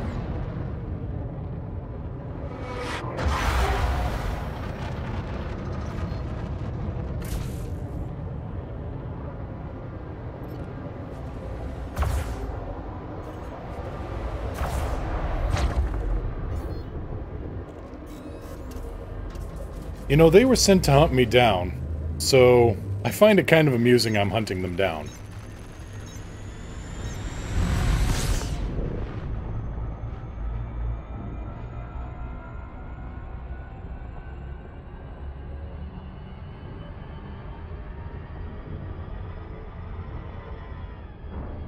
Alright, we're far enough away from the station.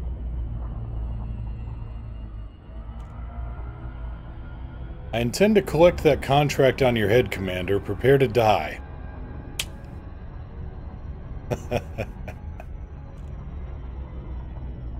Ghost Tracker. Is charging FSD influenced by how fast you're moving? Like if you're going faster, it'll charge quicker? Nope.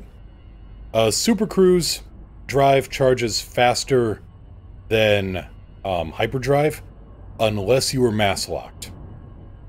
And then if you're mass locked, the hyperdrive will charge quicker. That's called high waking out. Otherwise, there's no real difference in how fast it charges.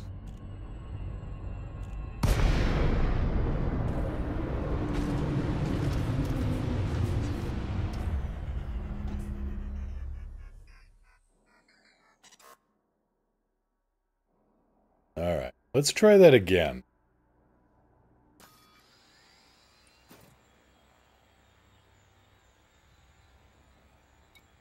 Mine are fine. I can pay it.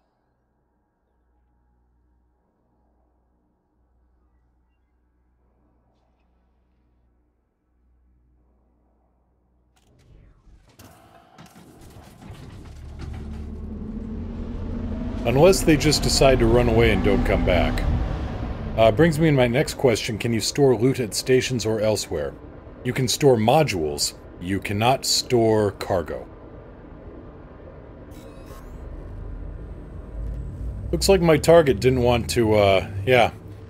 Susie was brave a minute ago. She seems to have disappeared.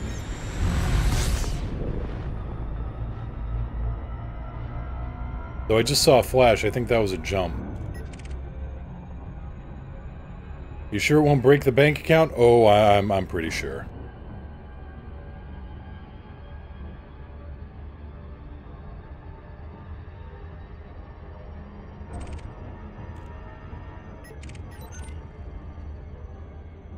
Nope. They left. They charged and ran for it.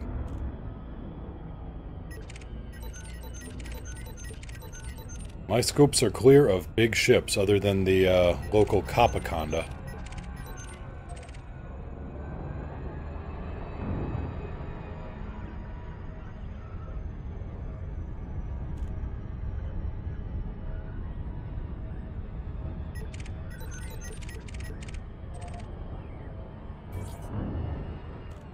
Oh well, mustn't complain.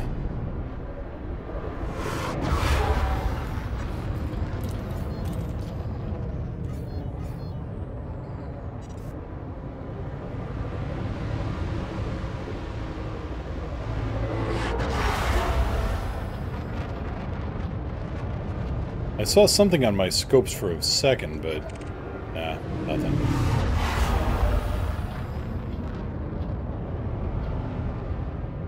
Gear down. Lowering gear.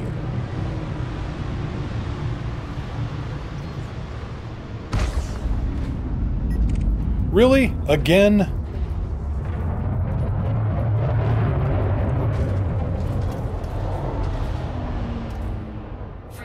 It's the station.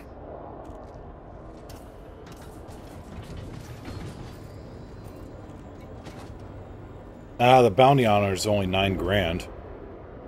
Forget that.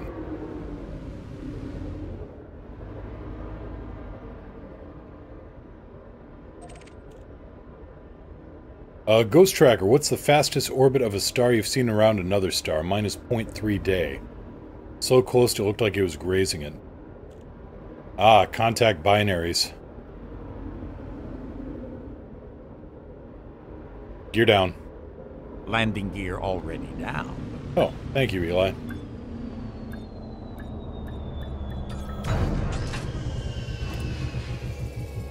Alright, let's get this bounty paid off. Or this fine.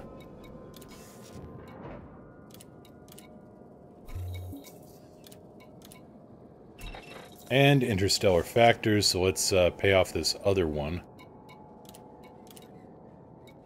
Nothing major. Redeem bounties there.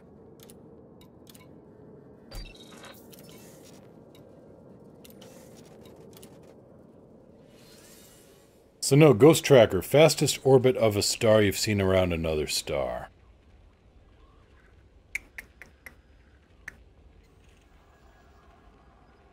You know, I'm gonna go have a look at 63835. Let's find out.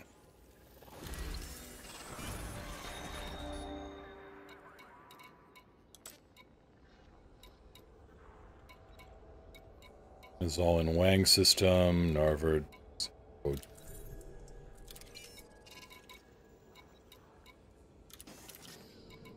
Galaxy map. Stellar cartography. Moo, what's the biggest fine you've had to pay? Mine is 1.75 million. Not bad. No, biggest fine I've ever had to pay was...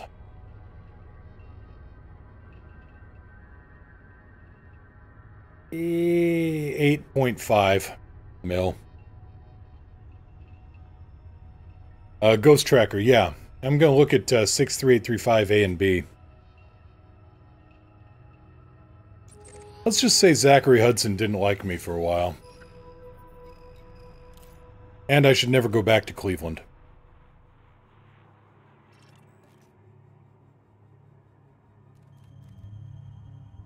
Leandra, 42 million for abandoning a cargo trading wing mission. You win. Well, we're given value of win. Orbital period, 1.3 days. That's probably the fastest I've seen. I mean, I've probably seen closer ones. I've seen binary neutron stars at something like 3 light seconds out from each other, so that probably takes the prize, but I have no idea what system that was in. P. Cornelison, there's one planet so fast you can't land on it. I've seen a YouTube video. Oh, New Rhodes, or Rhodesia. Let's check on that.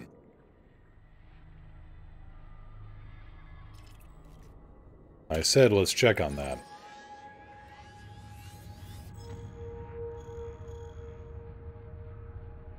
I think it was New Rhodesia. Maybe it's just Rhodesia. Well, I don't remember the name of it now. But yeah, I know the one you're talking about. It orbits in like 90 seconds. Yeah, Aaron, it was 8.5 mil because I was doing some wet work for, oh, who was it? The Emperor. Arissa was paying really good money at the time, and I don't really have, you know, much care for Zachary Hudson. Gear up. Retracting landing.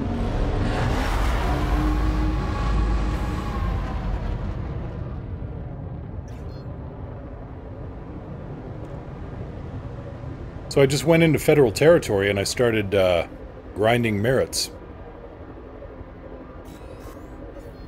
Well, he didn't like that very much, so he sent a few ships after me. Well, one thing led to another, yada yada yada. He said, she said, they said, murder charge, whatever. It was all fake. I paid it off. My lawyers are good. My bank account was better.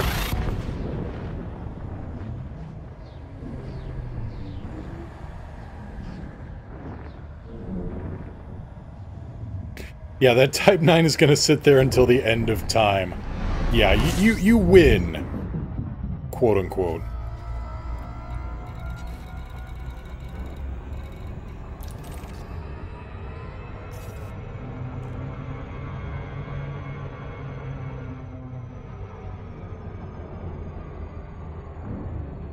But yeah, the binary neutrons were neat because... Oh, I should check out... 3/4 impulse.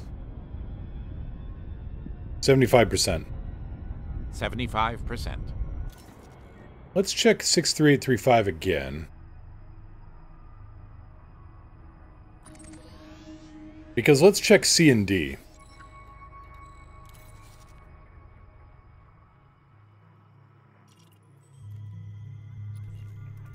Orbital period, 0.1 day. There we go. 63835 C and D, binary black holes, orbit each other at, yeah, 0.1 day.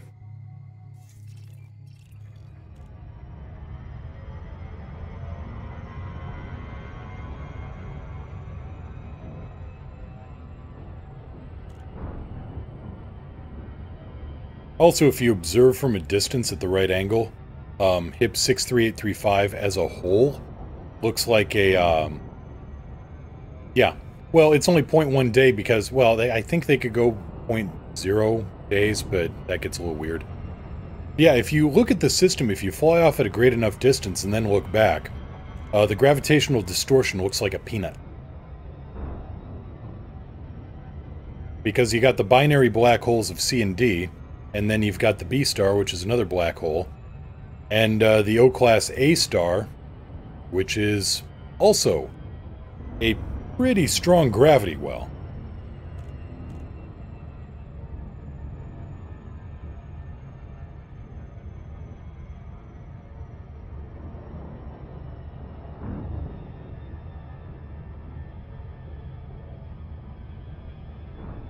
So that was a pretty quick one.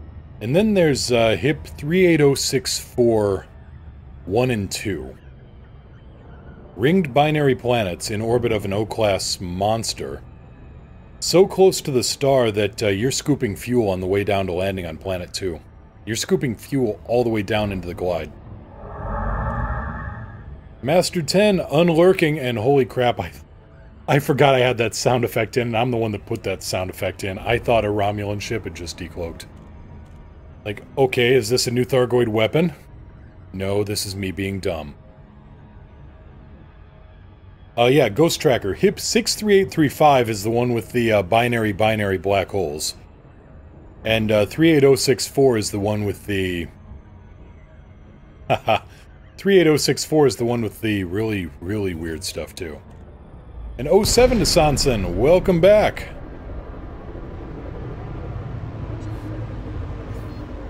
Lakon Kilo Yankee Lima, request docking clearance. Requesting.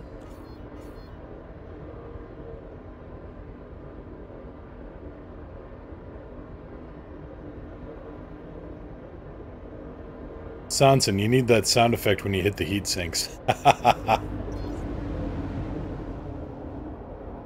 Except I can firewall cloaked. Not effectively, but I can. Gear down. Lowering gear.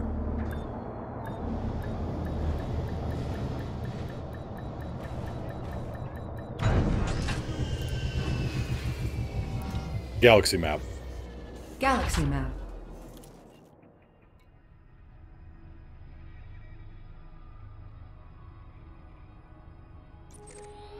Yeah, 38064 is over here.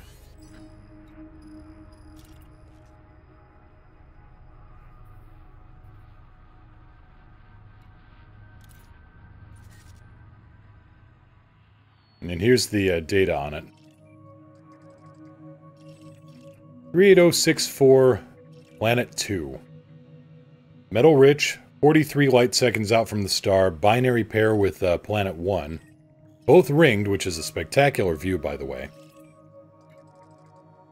But, yeah, planet, or the star here, O-class, regular beast, nearly 500 million years old. So it must be feeding off of something. Because to have a 48 solar mass O-class star, that thing is less a star and more a semi-spherical bomb. And it's got a ticking timer on it.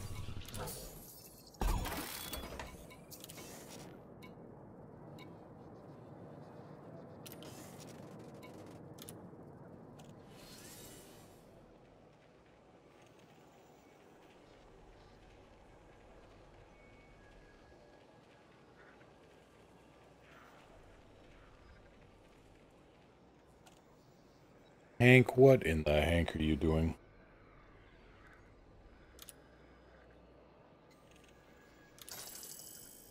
Hello, Cash. Let's be friends. Huh, the family of Edensu doesn't like me. Can't imagine why. Terlock, what would be a better time investment? Engineering the Conda to go faster for cargo missions? Or just picking another Type 9 for more cargo capacity? Huh.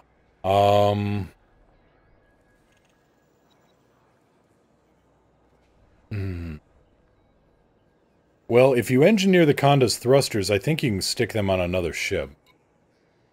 There's always that. Nanobreakers, exquisite focus crystals.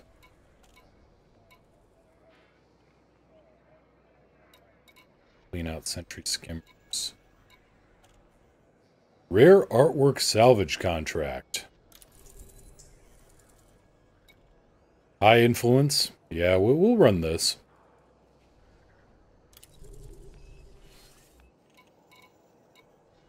And also just because exquisite focus crystals.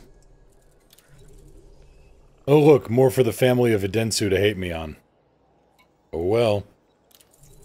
Let's see here. Outpost at 130,000 light seconds? No. Outpost at 25 light seconds? Yes.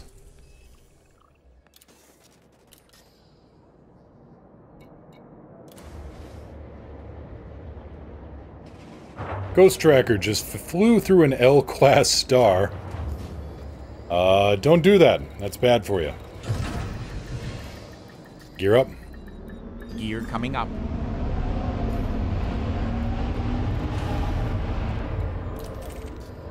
We'll hit Adensu first.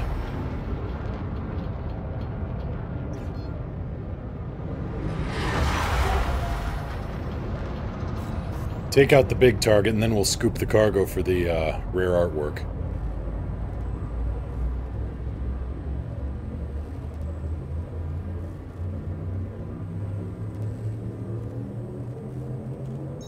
I'm internally debating on the Conda's speed and maneuverability versus the smaller cargo hold. Right down the middle. Well, you get greater speed, greater maneuverability, and you can kick anybody's ass. So that is a pretty good consideration. Whereas with a Type 9, you basically tank until you can run back to supercruiser hyperspace.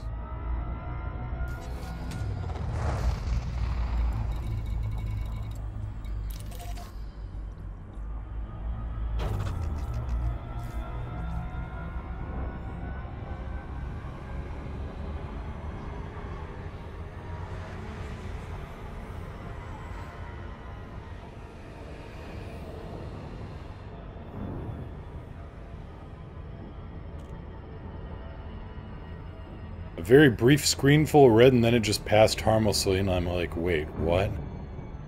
Let me guess, Ghost Tracker. Binary system? Binary or more? That's, my guess.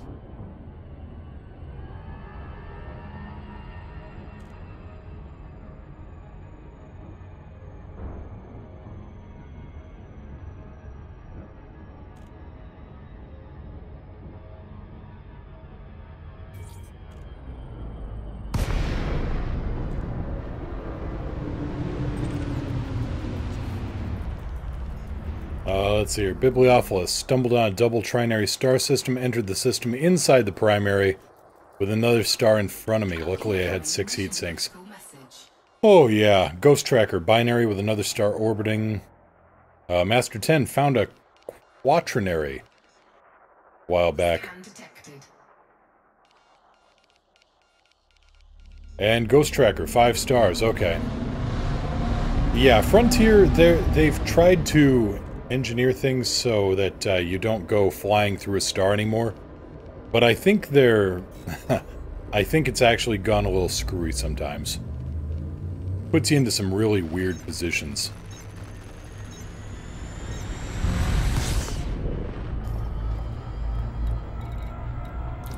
A Densu 4. 56 light seconds and a pirate.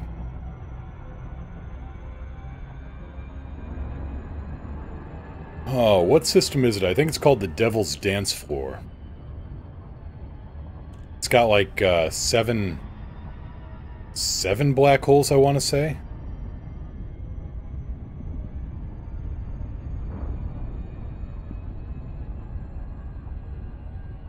I think that's the record, too.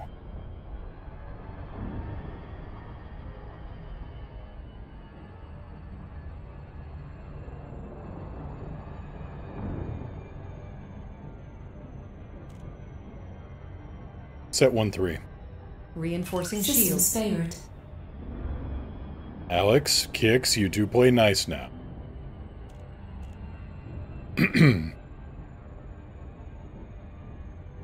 Master 10, the one where there are like 12 stars orbiting the black holes like planets. No. 63835 only has triple black holes. No, the Devil's Dance Floor has something like, I want to say 5 or 7. Ghost Tracker, has New Horizons been found yet? I want to look when I get back. Not that I know. Not that I know. I think New Horizons is still way out there.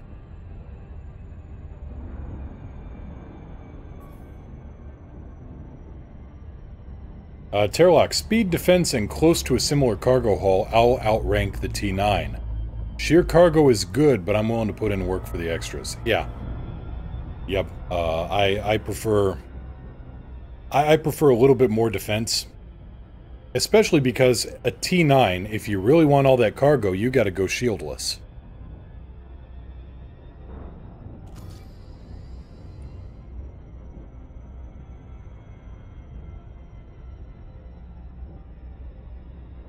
That's just no good at all.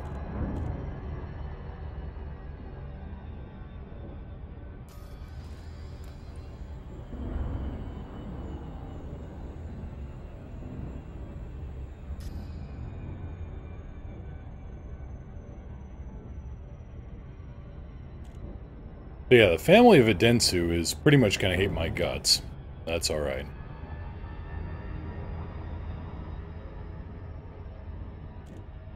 Thank you, Sanson. Bounced AA-AH33. 6 black holes.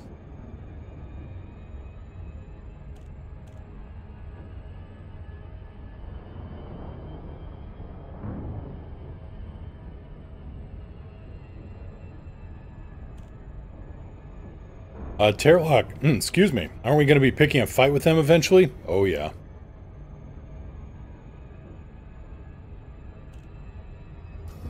Let's see where we're at here on the old reputation.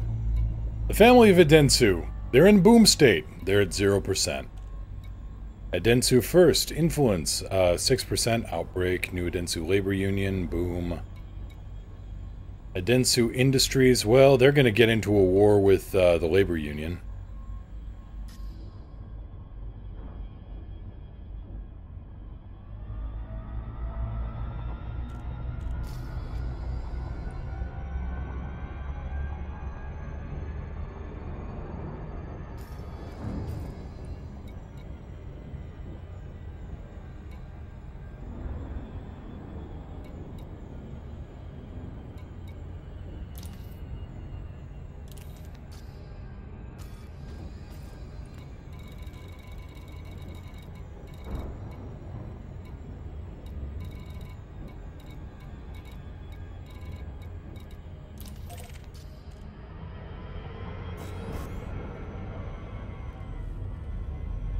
Labor union versus big company, yeah.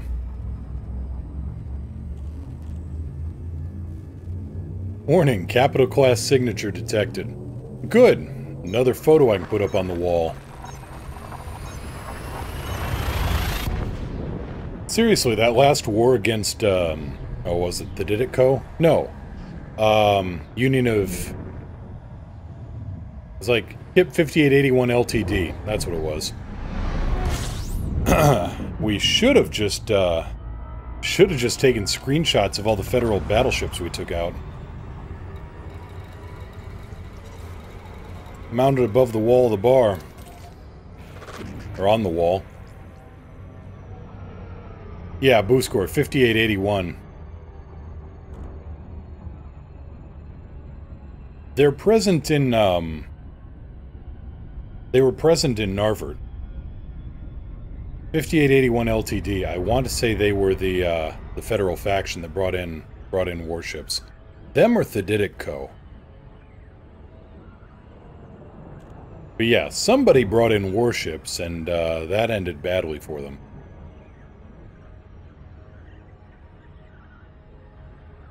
But yeah, next time we go to war against... okay, it was LTD. Next time we go to war against battleships and battlecruisers, let's go get some screenshots. Who score? Good times. Kind of makes me want to go to war again. You know, other than the loss of influence and the fact that we could end up spiraling out of control, sure, why not?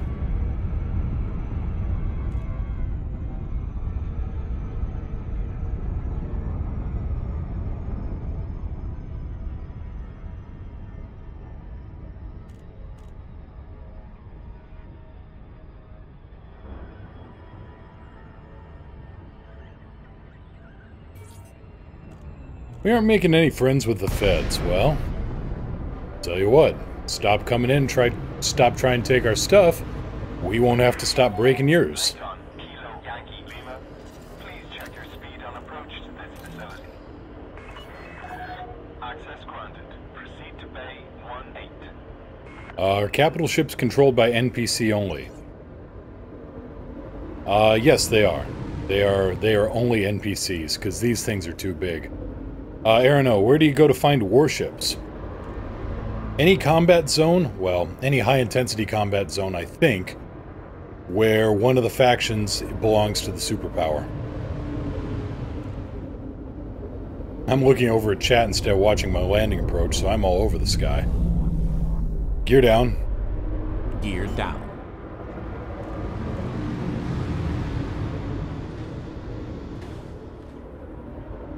Ghost Tracker reminds me when I expanded to your Percatoman Exchange to like 7 systems by myself. They seem to love utilizing the Farragut's, yeah. Let's see, who is at war here? Confederation of Hip 7245, they're at war. Union of Wang Free is at war. Lehigh Silvercoms is at war, and Lehigh Gold Crew is at war. Let's go have a look and pop into one of the high-intensity zones, see what we can find.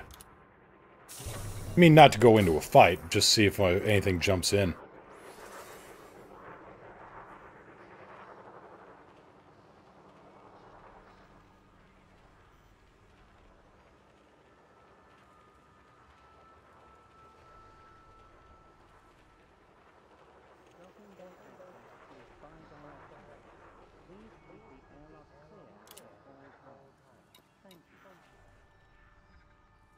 Ghost Tracker, yes, the Ministry of Re-Education. Incoming message. Incoming mission critical message.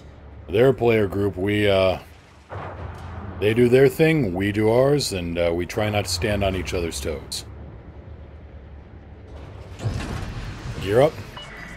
Gear coming out. Coupled. Maintain correct lane on exit.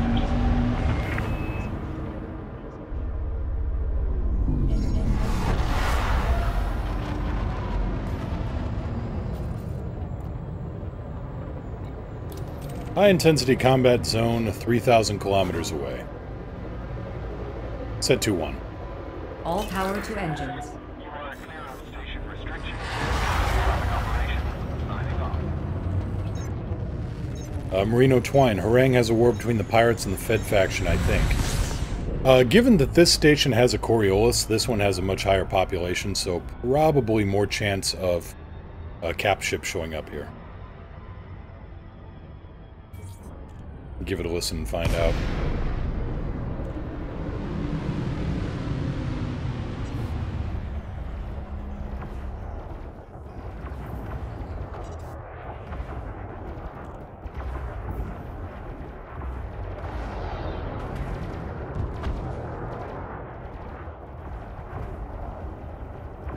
Let's see. Who's fighting here? Union of Wang Free and Lehigh Silvercoms.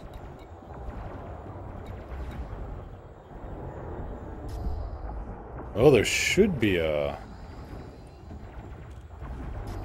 Oh, no cap ship here.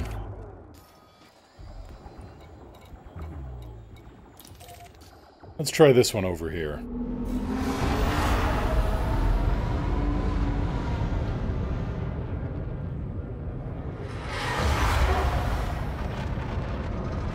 Ghost Tracker, EDSM still doesn't know where I am, though. Yeah, yes.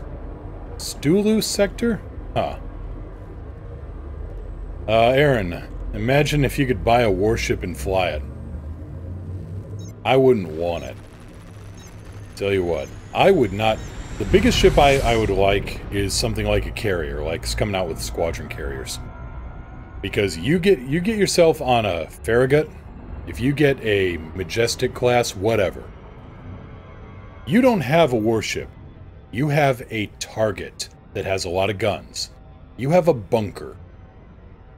And eventually, you get enough dedicated pilots, you get enough, stupidly crazy pilots, or enough crazy engineered pilots, or stupidly crazy engineered pilots, and you don't have a ship anymore, you have a liability.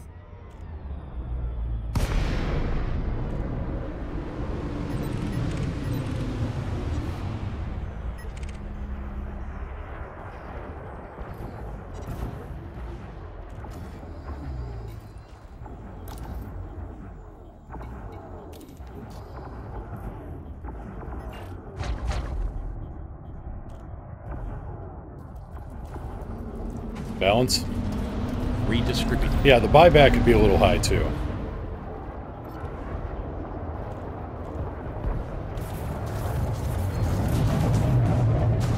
Boop. Under attack.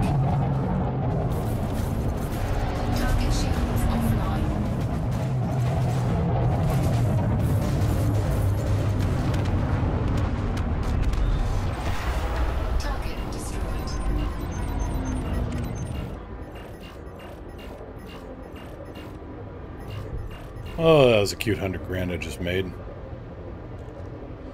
Anyway. Gotta move on, more deliveries.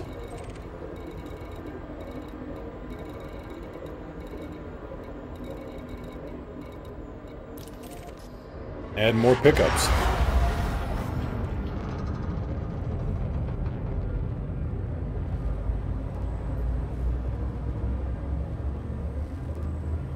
But yeah, there's... Given how I was just reading a book. Interesting book called Castles of Steel. And it's the story of dreadnoughts in World War I. And, you know, pre-World War I. Basically, the story of, you know, the British and the German navies. And sea warfare from World War I. And I think it was the U-boat U-9. Now, prior to the U-9 incident, British Admiralty referred to submarines as children's playthings and toys. Well, then the U-9 shows up and sank 3, I want to say they were armored cruisers. 400 some tons, a crew of 28, and they put something like 36,000 tons of warship on the bottom, along with 1,300 or so crew, inside of a couple of hours. That's what the little ships, I mean, how many billions of credits does a Farragut class cost? How many billions of credits does a Majestic class interdictor cost? Now, how much money does a really well-engineered Fer-de-Lance cost? If you do the cost breakdown there, I think you will find the Fer-de-Lance is much more effective. Black Omega, only 2 things in naval warfare, subs and targets. You are correct.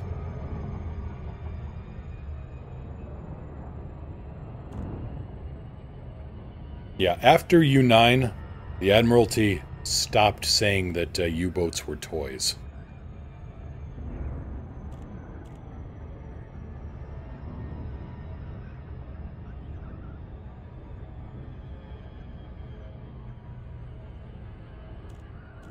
Ghost Tracker, what about sonar dipping helicopters?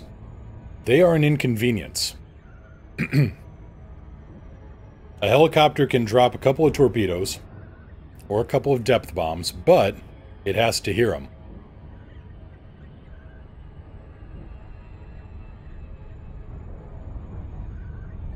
It's no guarantee. I mean, look at... Oh, damn, what's the name of it? The Gotland. I think it was the Gotland. A diesel submarine with a fuel cell drive. Hybrid drive. The U.S. Navy leased it. Forget who had it. Swedish Navy? I want to say it was Swedish Navy. The U.S. Navy leased it to run tests.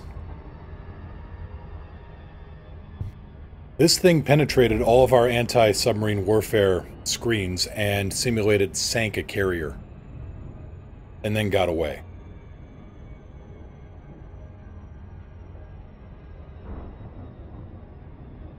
Thank you, Ghost Tracker. Swedish submarine. Yeah, we leased it for, I want to say, a year. And then after testing, we're like, can we hold on to it a little bit longer? Commander, what are your orders?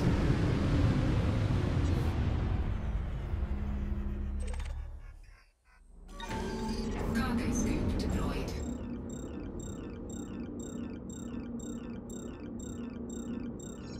Set 1-2. Powering shields.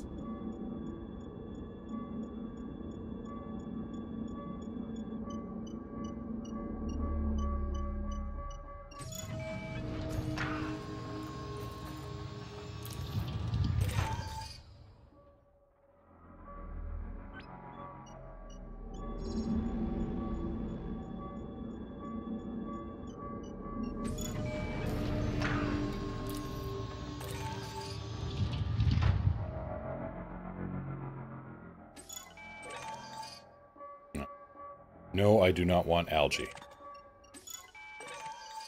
I will take more rare artwork.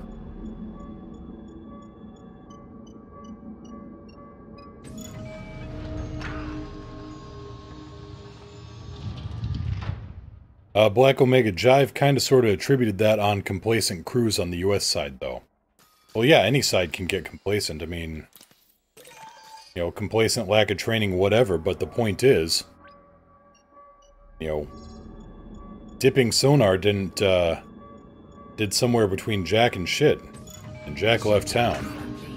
Incoming mission critical message. Cargo scoop Set 2-1.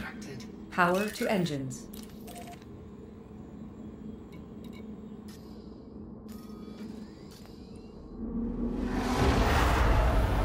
Alicors, good evening. How you doing?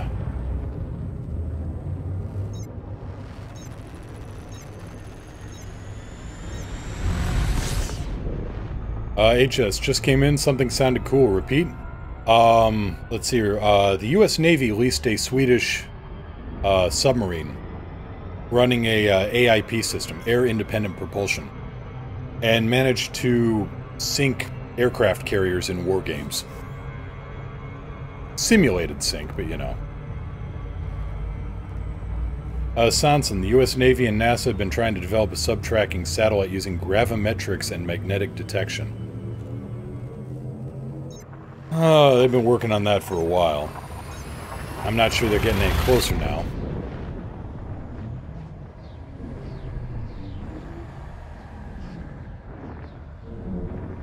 Commander Verita, I'm reminded of a movie, a very funny movie. Down Periscope.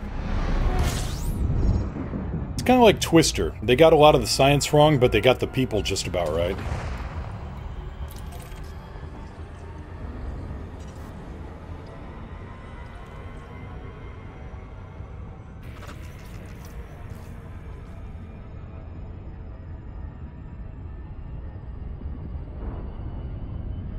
Aaron, have you ever engineered a Type 7 for combat? Oh, boy. No, I have not. HS, when did this happen? Oh, this happened... Shoot, I want to say within the last decade, but I could be wrong. If you look up Gotland-class submarine, you should probably see the details on the Wargaming. But no, I've never engineered a Type 7 for combat. Given what it carries...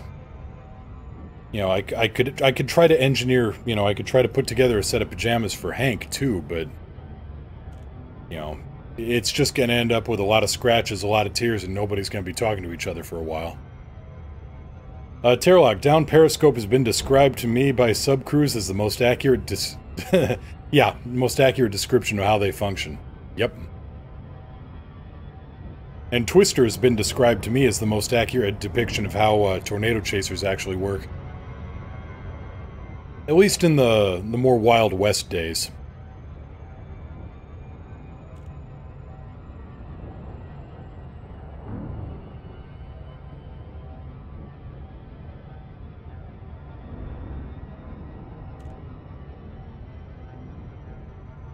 You know, back when it was filmed, that was actually pretty close. Moo, are you going to try rapid frags with screening shells? The reload is a sight to behold. Possibly. I mean, I like what I got going right now. Black Omega Twister seemed more like a monster movie than anything. Accurate. Accurate. But, HS, you know, I could probably put something like rapid-fire frags with screening shells. I could put that on a Vulture and see what happens. Sanson, on the complacency issues, I'll speak from personal experience. It's the biggest issue with the U.S. military. You get told from day one you're the best of the best. In the end, something's always lacking.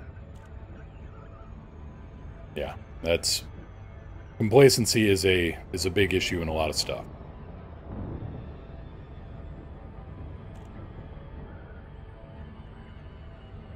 I can't speak from experience, but I've heard a lot of people speak who have experience and have said the same.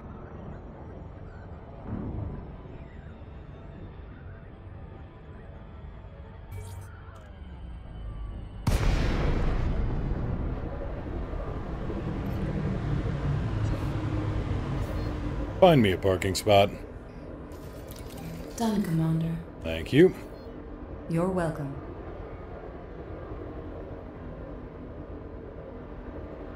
Crew command roster. Shuffle the crew. Give me a new crew. Of course, Commander. Standing by. Gear down. Certainly. By your command. Awaiting orders.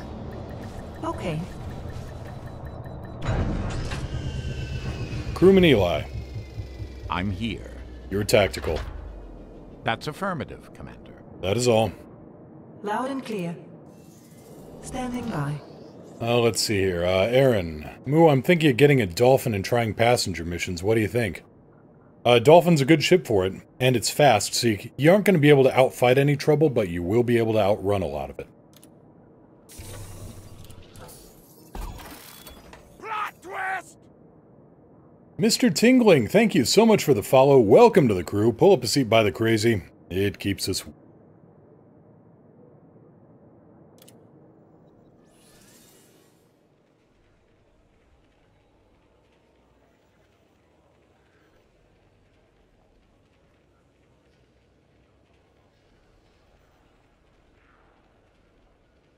yeah, Verid is correct. You can also put luxury cabins in it.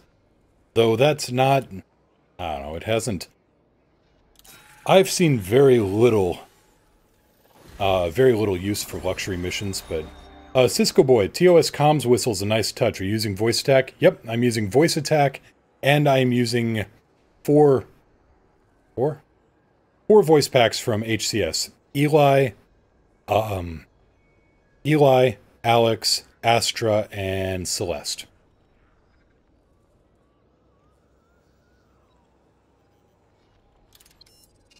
Okay, another wing assassination in the Adensu system. Oh hell, why not?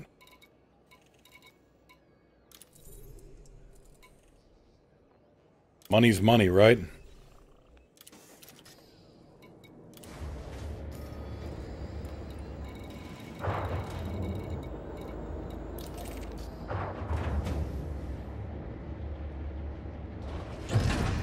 Gear up. Landing module retracted. HCS, is that the company? Yes, it's called hcsvoicepacks.com. They release voice packs that work with voice attack. Who score? Folks, I require brief hibernation. I shall be on the private server tomorrow if anyone fancies winging up for shenanigans. Thanks for the stream. Great as always. Well, thank you very much. P. Cornelison, almost midnight here. Going to bed, old men need their beauty sleep.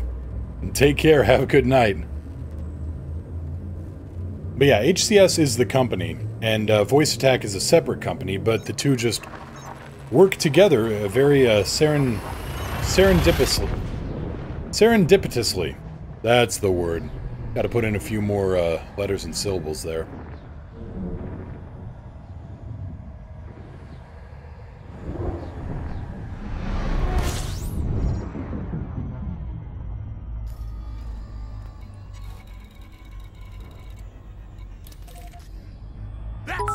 Too many syllables. Apologize. Oh, thank you so much for the bits, Commander Verid. I watch ads in my spare time. Gotta use them somewhere. Well, thank you very much. And Alicors, yes, that did have way too many syllables.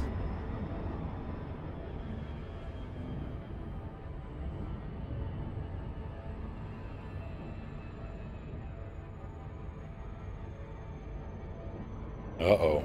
Uh-oh.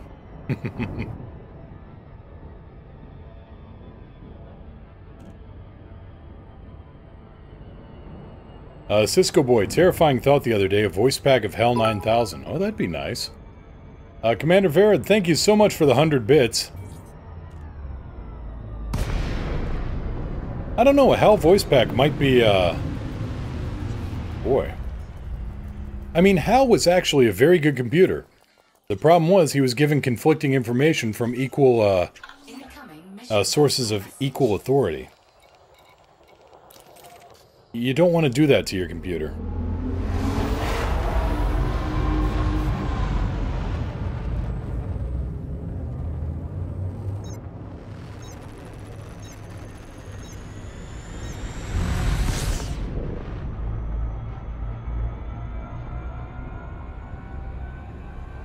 Cisco boy, is that why he went haywire? Yeah. He was told, if I remember the novels right, Hal was instructed to not tell the crew about the ship's true mission going out to Jupiter. And at the same time, Hal was told to give all information to the crew, honesty set to 100% at all times. And Hal was trying to figure out, how do I fulfill both of these conflicting orders?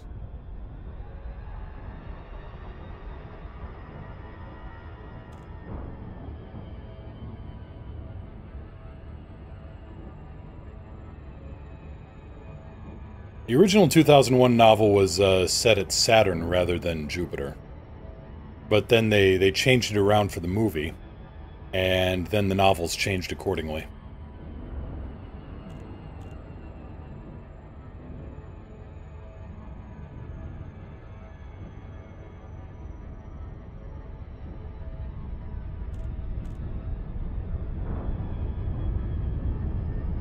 Set 1-3. Power to shield. Yes. Objective detected. That's better. Should have threat level 5 here.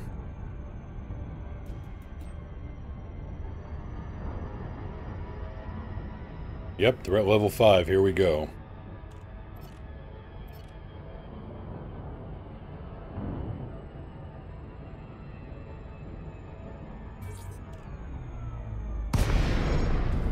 Commander, what are your orders? Target power plant. Scanning now. Warning. Thermal attack. Gaining heat. Picking up a distress signal. Bounty incoming. I don't care. So the family of Adensu runs this area of space.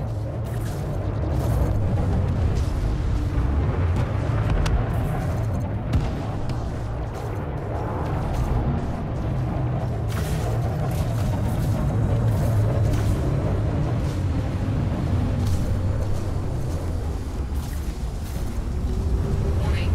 Temperature critical.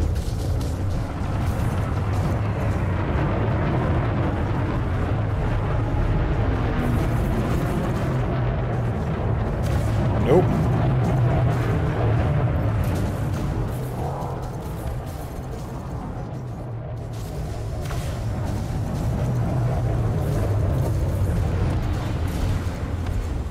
Under attack. Warning. Temperature critical. Taking damage. Split 2-3.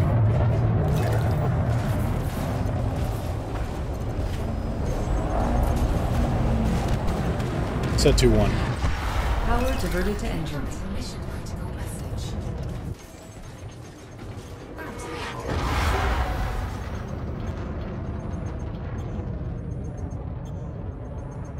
Well, let's see here. Catching up on conversation. Alright. We're all caught up. Weapons free. Die. No.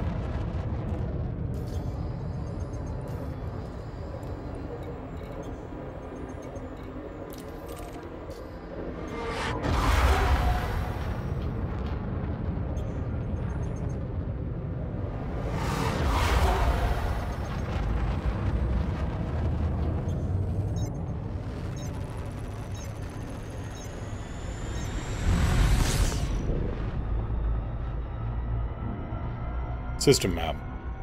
System map. Let's see, any place I can set in for interstellar factors. There we go.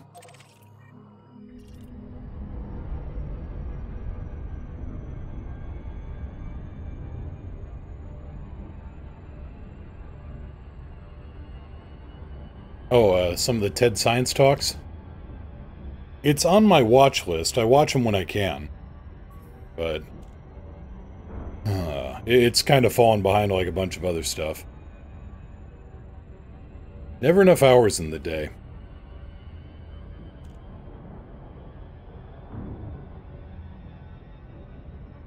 $75%.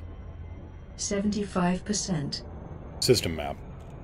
System map. Oh, did this place have... what did this place have? It had refueling. It did not have... ah, shoot. Oh, this place has interstellar factors, too. Screw that little dock. Let's go someplace good.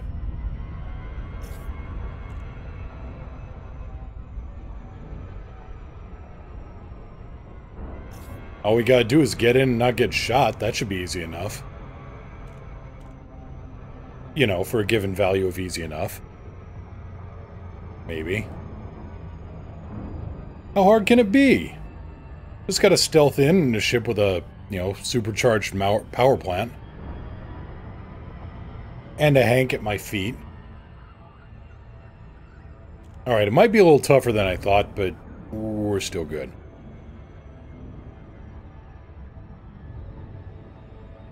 So, you want to sneak into a station you're already wanted at. This isn't even smuggling.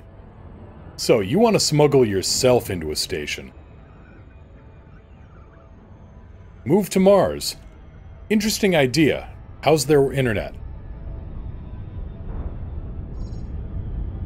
I hear the throughput is good, but the latency is high.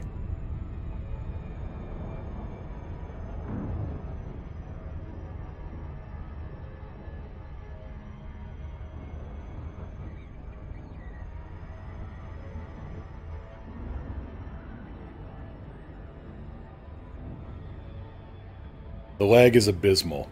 Damn.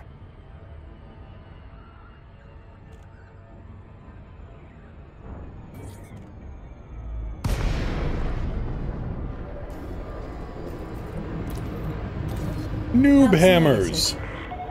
Lakon, Kilo, Yankee, Lima. Request docking permission prior to touching down. Silent running. Request denied. Ship out of range.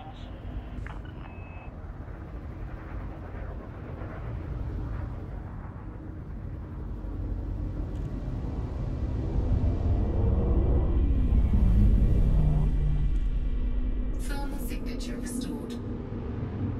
Gear down. Lowering gear.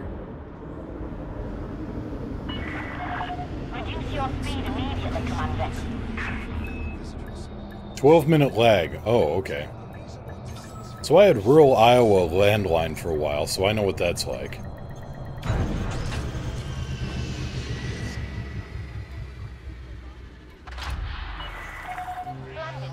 So we're talking HughesNet here. Enjoy your stay at our facility, Commander.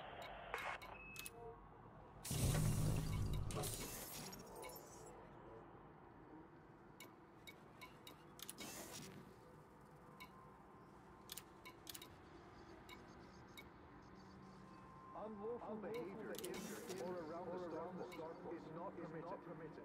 We stand command for the cooperation.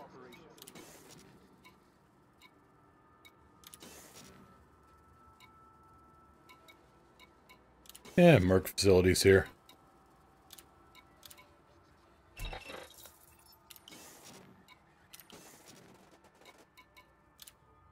Hull repaired. Desert Dude, sorry, been in and out with bad cell service for the stream. Are you on Mars? Amazing we could talk about this. The perfect timing for you to pop in on that.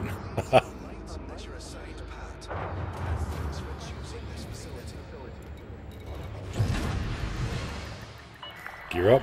Ship is released. Gear up. Your way is cleared for departure.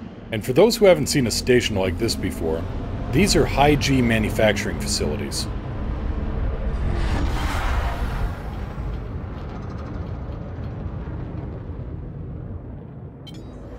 We call them noob hammers because if you aren't careful, if you come in from the wrong side of the station, these things will swing around at, well, they do a very effective job of sending you spinning off into the great beyond with a wrecked ship.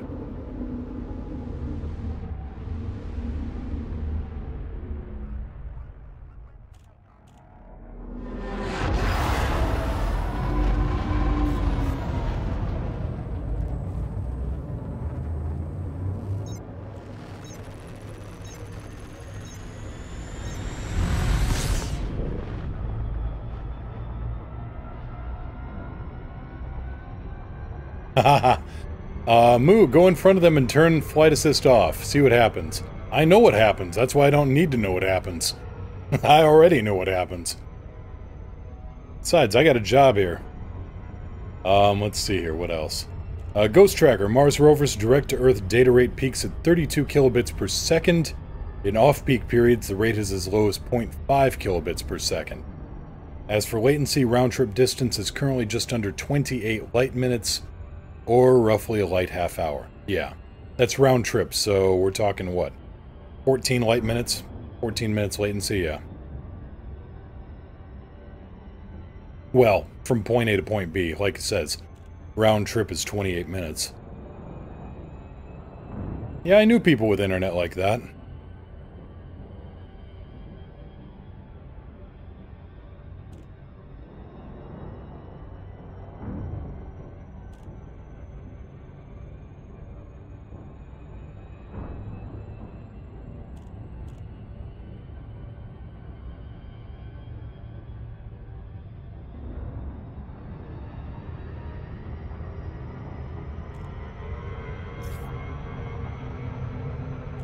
This is what I get for looking at chat instead of looking at where I'm flying. Another reason I don't want to go flying in front of the noob hammers.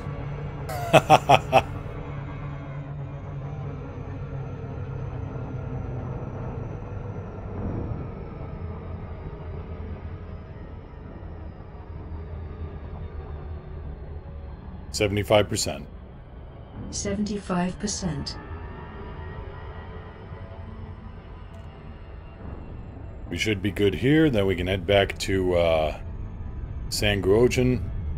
Ghost Tracker, has anyone seen a dredger yet? Only on YouTube, and that was as close as I want to get. Which means, of course, I'm probably going to go visit one on stream. Commander Verret, I wonder if they put the rovers on Mars. Mars has been terraformed, so they probably put them in a little pavilion or something. But they had to put them indoors to keep them from rusting.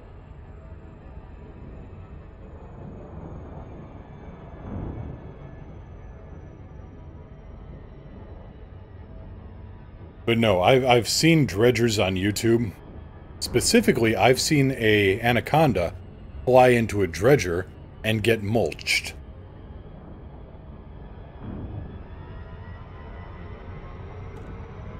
And I do not think much of Starship mulch. Unless I'm the one doing the mulching. Then it's okay. It's kind of a do as I say, not as I do kind of thing. Mission objective detected. Set 1-3. Transferring power to Adjusting shields. power.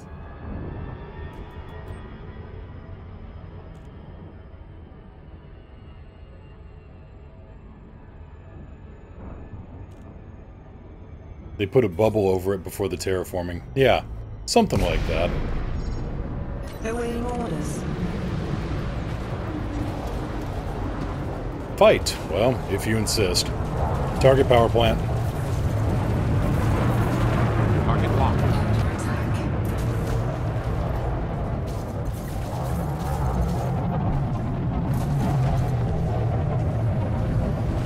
Warning. Targeting overload attack. Automatic weapons scrambled.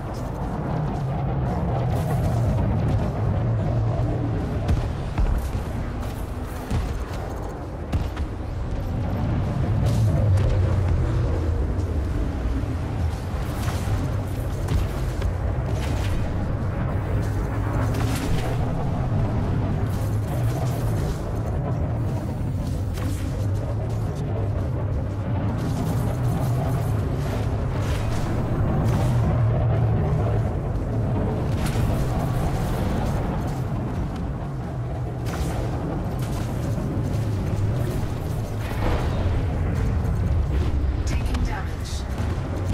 Split 2-3.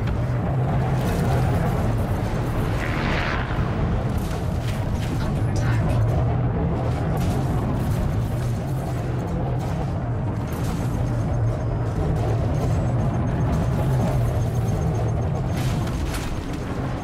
Set 2-1. Powering engines. Tremendous. Bravo. Mission critical message.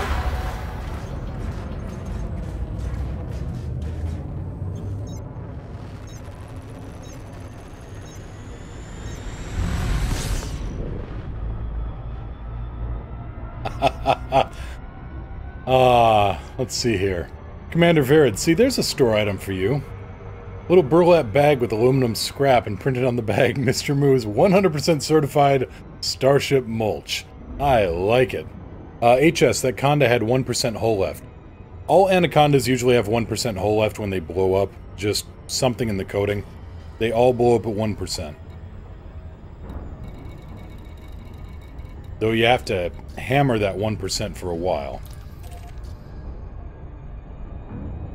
Alcors, I'll take 10 bags. You can grow an aluminum Christmas tree in it.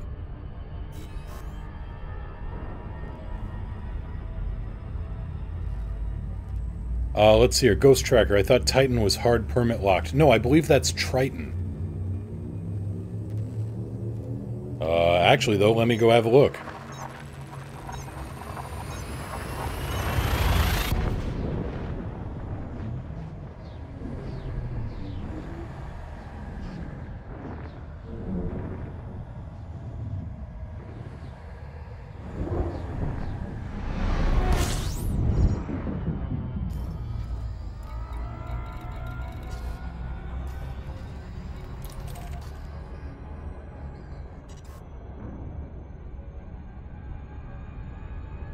Well, I've scanned all of Sol, so let's go have a look. 3/4 impulse.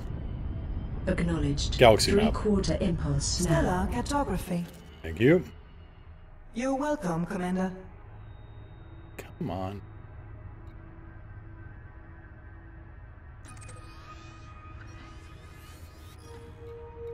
Alright, Sol system. Survey says... literally. Okay, you can land on Mercury. You can land on Europa, Ganymede, and Callisto. You can land on Iapetus? I can never remember the pronunciation. Rhea, Dione, Tethys, and Enceladus. Enchilada. Ariel, Umbriel, Titania, and Oberon. Triton is totally locked off. Good luck getting that. And then all of the KBOs.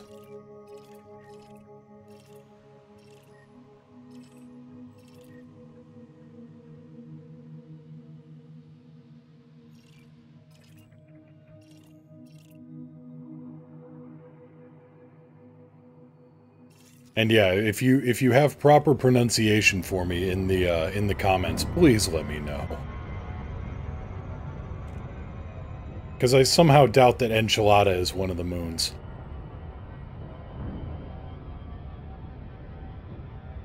What happens if you try to land on a planet with atmosphere? Nothing.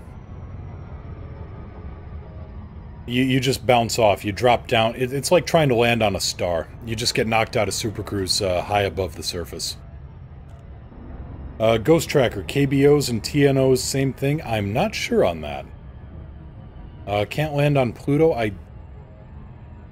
don't... No, I think you can. Let's check again.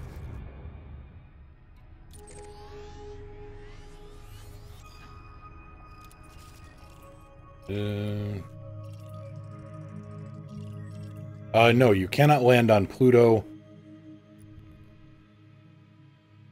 Probably because of the methane magma, maybe. And it does have an atmosphere, just extremely low pressure. 50% methane, 50% nitrogen. So it's the atmospheric content that you can't land on.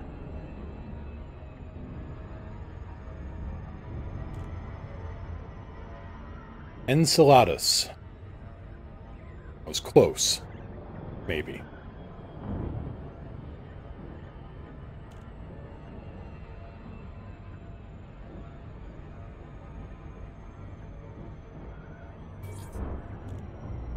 Perhaps.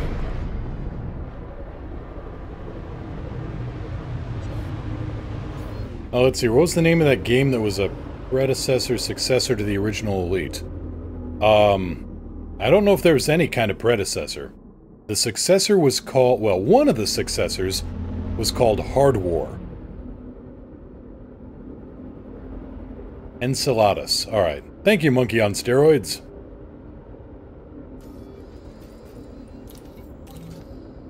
But one of the successors was called Hard War. And another one was Escape Velocity, which was a kind of a top-down 2D version of Elite. Gear down? Down and locked. Enceladus, Enceladums, son of a... We'll get it one of these days. Maybe.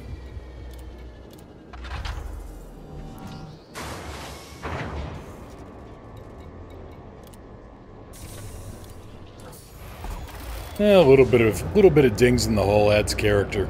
Makes it theft-proof.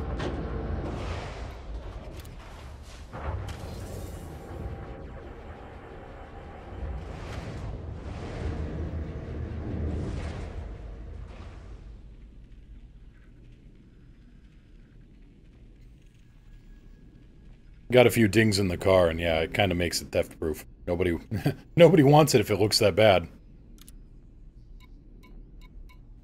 Grade 5 exquisite focus crystals, yes. Given the amount of engineering I go through the grade 5 stuff, yes. I want all of the yes. Though cash is good too.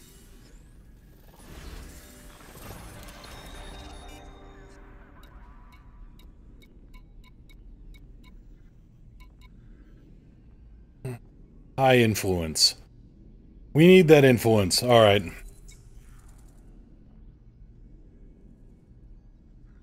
Yeah, we need that influence. One more time, and then we'll call it.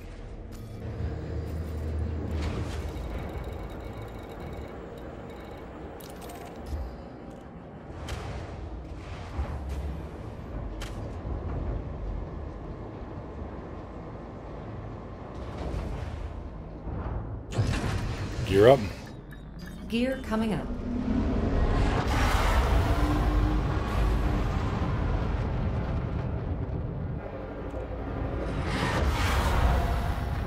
So what should we do on Friday? We've gotten most of the... well, we created the stealth ship and poked around with that for a little bit. I don't really want to go and engineer the armor on it. So what should we do on Friday? What sounds good? Keeping in mind that Monday and Tuesday are going to be kind of strange days. Well, yeah, Monday and Tuesday, because I'm going to be out of commission come Wednesday. I'm going to be out of commission for a week or so. HS Suggestive Vulture, that's not a bad idea. Other games are well, there's a few other games open and available. Honestly, I was kind of considering what happens if I, since I won't have access to BattleTech just yet, I was considering Megamech. I mean, yeah, the graphics are, you know, it's fan-made, and the graphics are, well, it's just top-down 2D stuff. But the game itself is a very faithful translation of the actual tabletop BattleTech rules. You know, maybe I should do a little bit of BattleTech.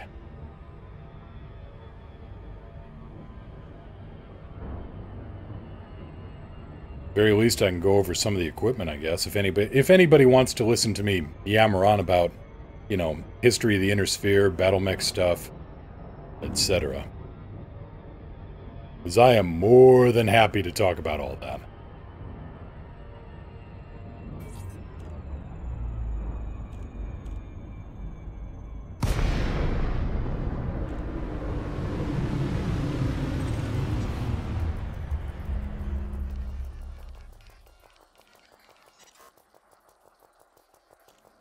So this being a nav beacon and a single target, it's quite possible our boy will just drop in and attack.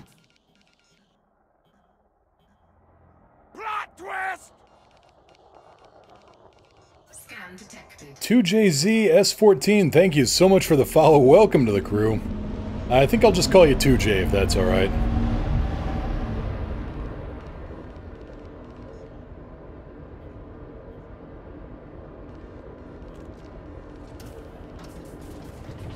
Sanson, the early ones that got nerfed and then unnerfed and... Oh, yeah. The unseen. The unseen, the re-seen, the unseen again. What kind? I'll let you guys have that conversation. Okay, Dentsu 9A, here we go.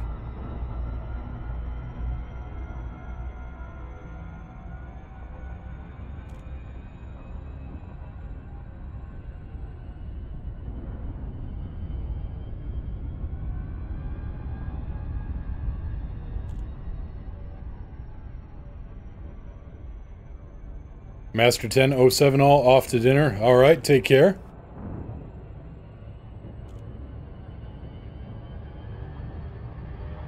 Ghost Tracker, have you ever visited or is that let's see here. I'm not sure I've actually visited either one. 1 second, I need to find the thing. Okay, go find the thing.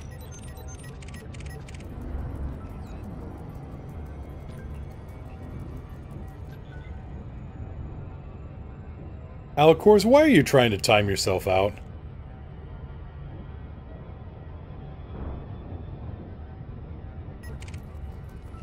On second thought, I don't want to know.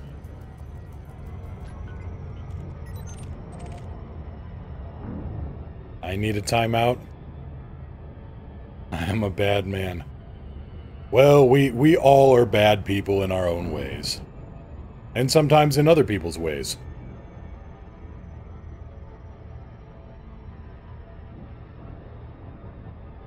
Balance. Redistributing. Alcors, no. Alcors, yes. NGC 7822. Galaxy map. Galaxy map.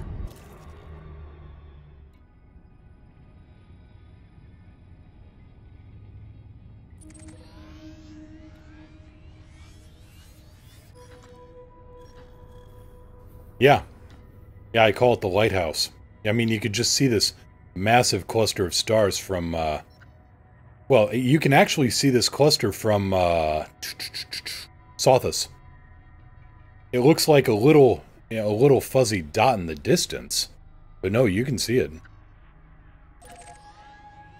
fact...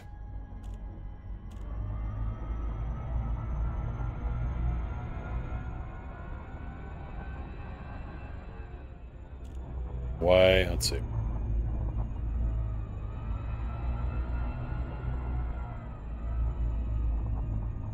It's rimward.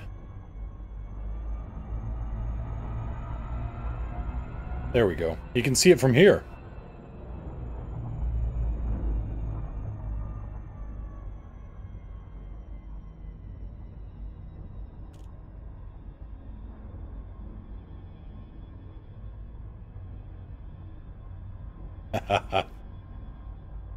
Terlock, okay, apparently I need to do a whole retune of the controls with a HOTAS. Oh, yeah. So yeah, there's NGC 7822 right there, Ghost Tracker. 2,684 light years away and still visible.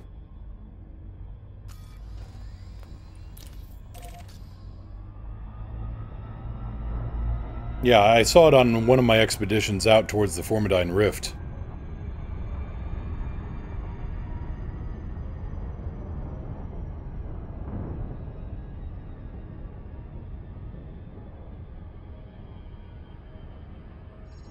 You should go visit, it's absolutely amazing. No, it really is. Once you start getting closer, you just see this massive line of stars just scrawled across the sky.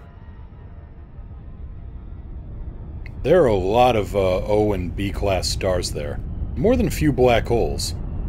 Which all kind of do their purpose to illuminate the nebula quite spectacularly.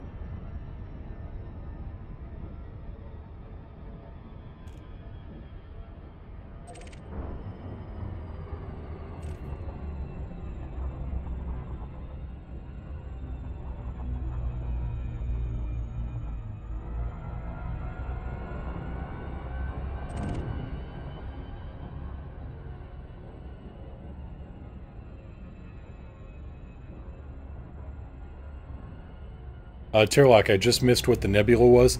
NGC 7822. Mission objective detected.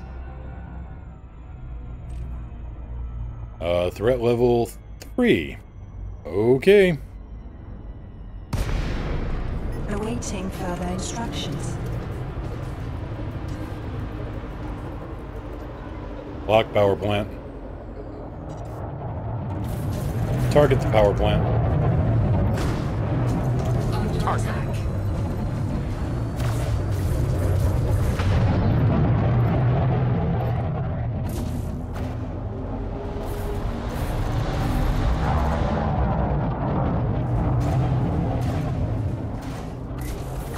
Picking up a distress signal.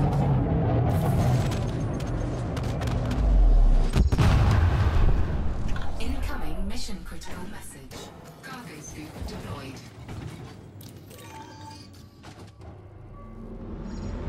Loot pinata. Oh, I need Mr. Torg going. It's time for a loot explosion. I need to put that in. I have a powerful need.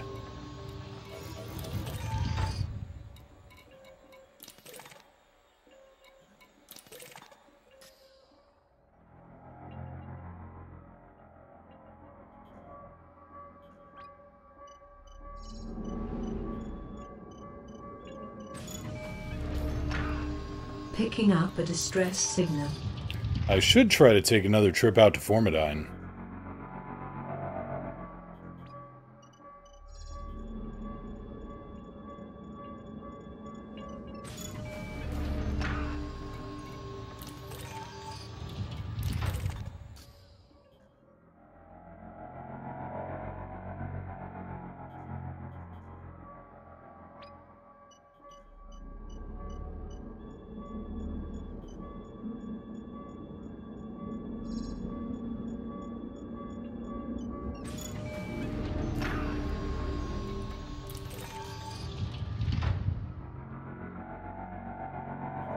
Picking up a distress signal.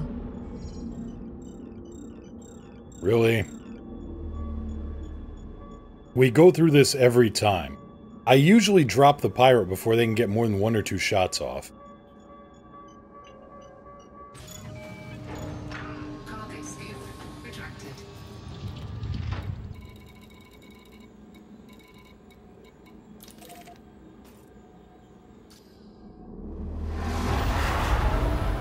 Ghost Tracker, I wonder if I can see NGC 7822 from here. Good question. Cisco Boy, I get flashbacks of Subnautica every time I hear Astra speak. Oh yeah, she does sound like the computer, doesn't she? Picking Then up again, a distress signal. would you really want John Delancey in your ear in Subnautica? He'd be trying to kill you.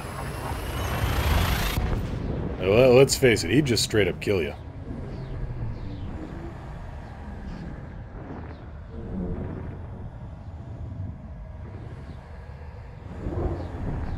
Alicor, it's time for me to take my leave. Work and stuff's tomorrow's. Good night, everyone. Good night. Have a good evening. And, yeah, we're going to be wrapping things up here, too. We're going to get landed, and then... because, yeah, we're going into expansion here. We're going into expansion in the Sanguojan system. Then we get fun. Not that we haven't been having fun before, but this is our chance to get another big station. You know, a station that actually has all the things we need. Because all this stuff, like Bailey Base, you know, Sanguojan, Wang, Thedidic, all of these stations are just, they're piecemeal. Commander Verad, thank you for the 2 bits. Gotta go pick up a Toyota, unknown model, unknown color. I will never understand people that don't know what they drive. Have a good rest of the stream. Oh, cheer for the road. Thank you so much. And good luck with that. Ran when parked. But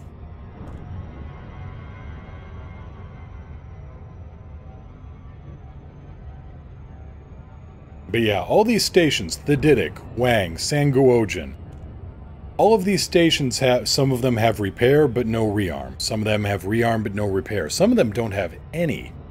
It'll be nice to get a big station where we can land the ship and, you know, actually take care of business, all of the business, at once. Hell, half these stations probably don't even have toilets. Just go over the side. Just do it quickly.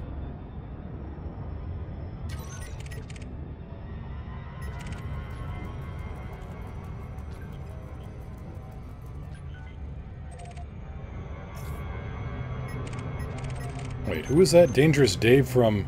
Oh. The Gurong Freedom Party. I thought it said Grom for a minute. Like, Yuri Grom is out here? 3/4 impulse? 3/4 impulse. No, it'll be nice to have a station where we can actually do everything.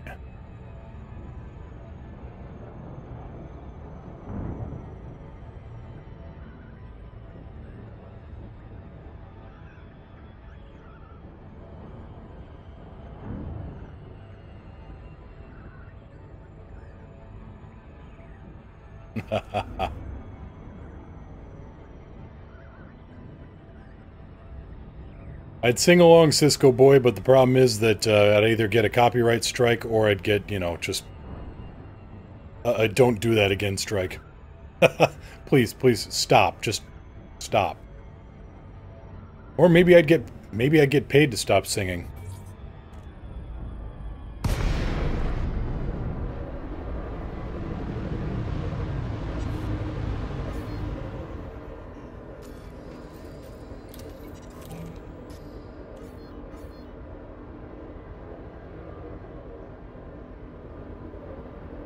Ghost Tracker, since I've started watching streams instead of the YouTube videos, I've found 4 Earth-like worlds in 3 days, and flown into 3 stars in 3 days. You're still slightly ahead of the curve, I guess? Gear down? Gear down. Deploying landing module.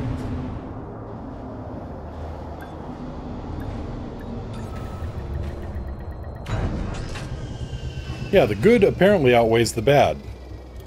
A bit. Ish. Sanson, thank you so much for the bit. Everybody just loves seeing how happy Megatron is there.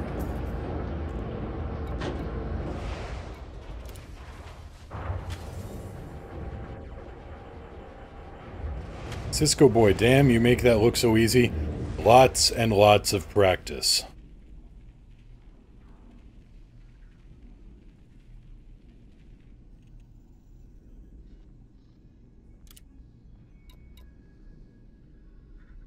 Quigley, 6 feet under.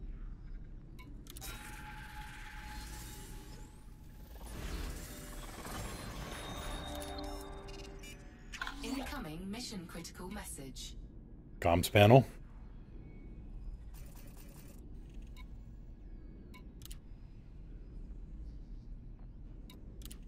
Please check the mission board at Bailey Base. Okay. Anything fun? Anything exciting?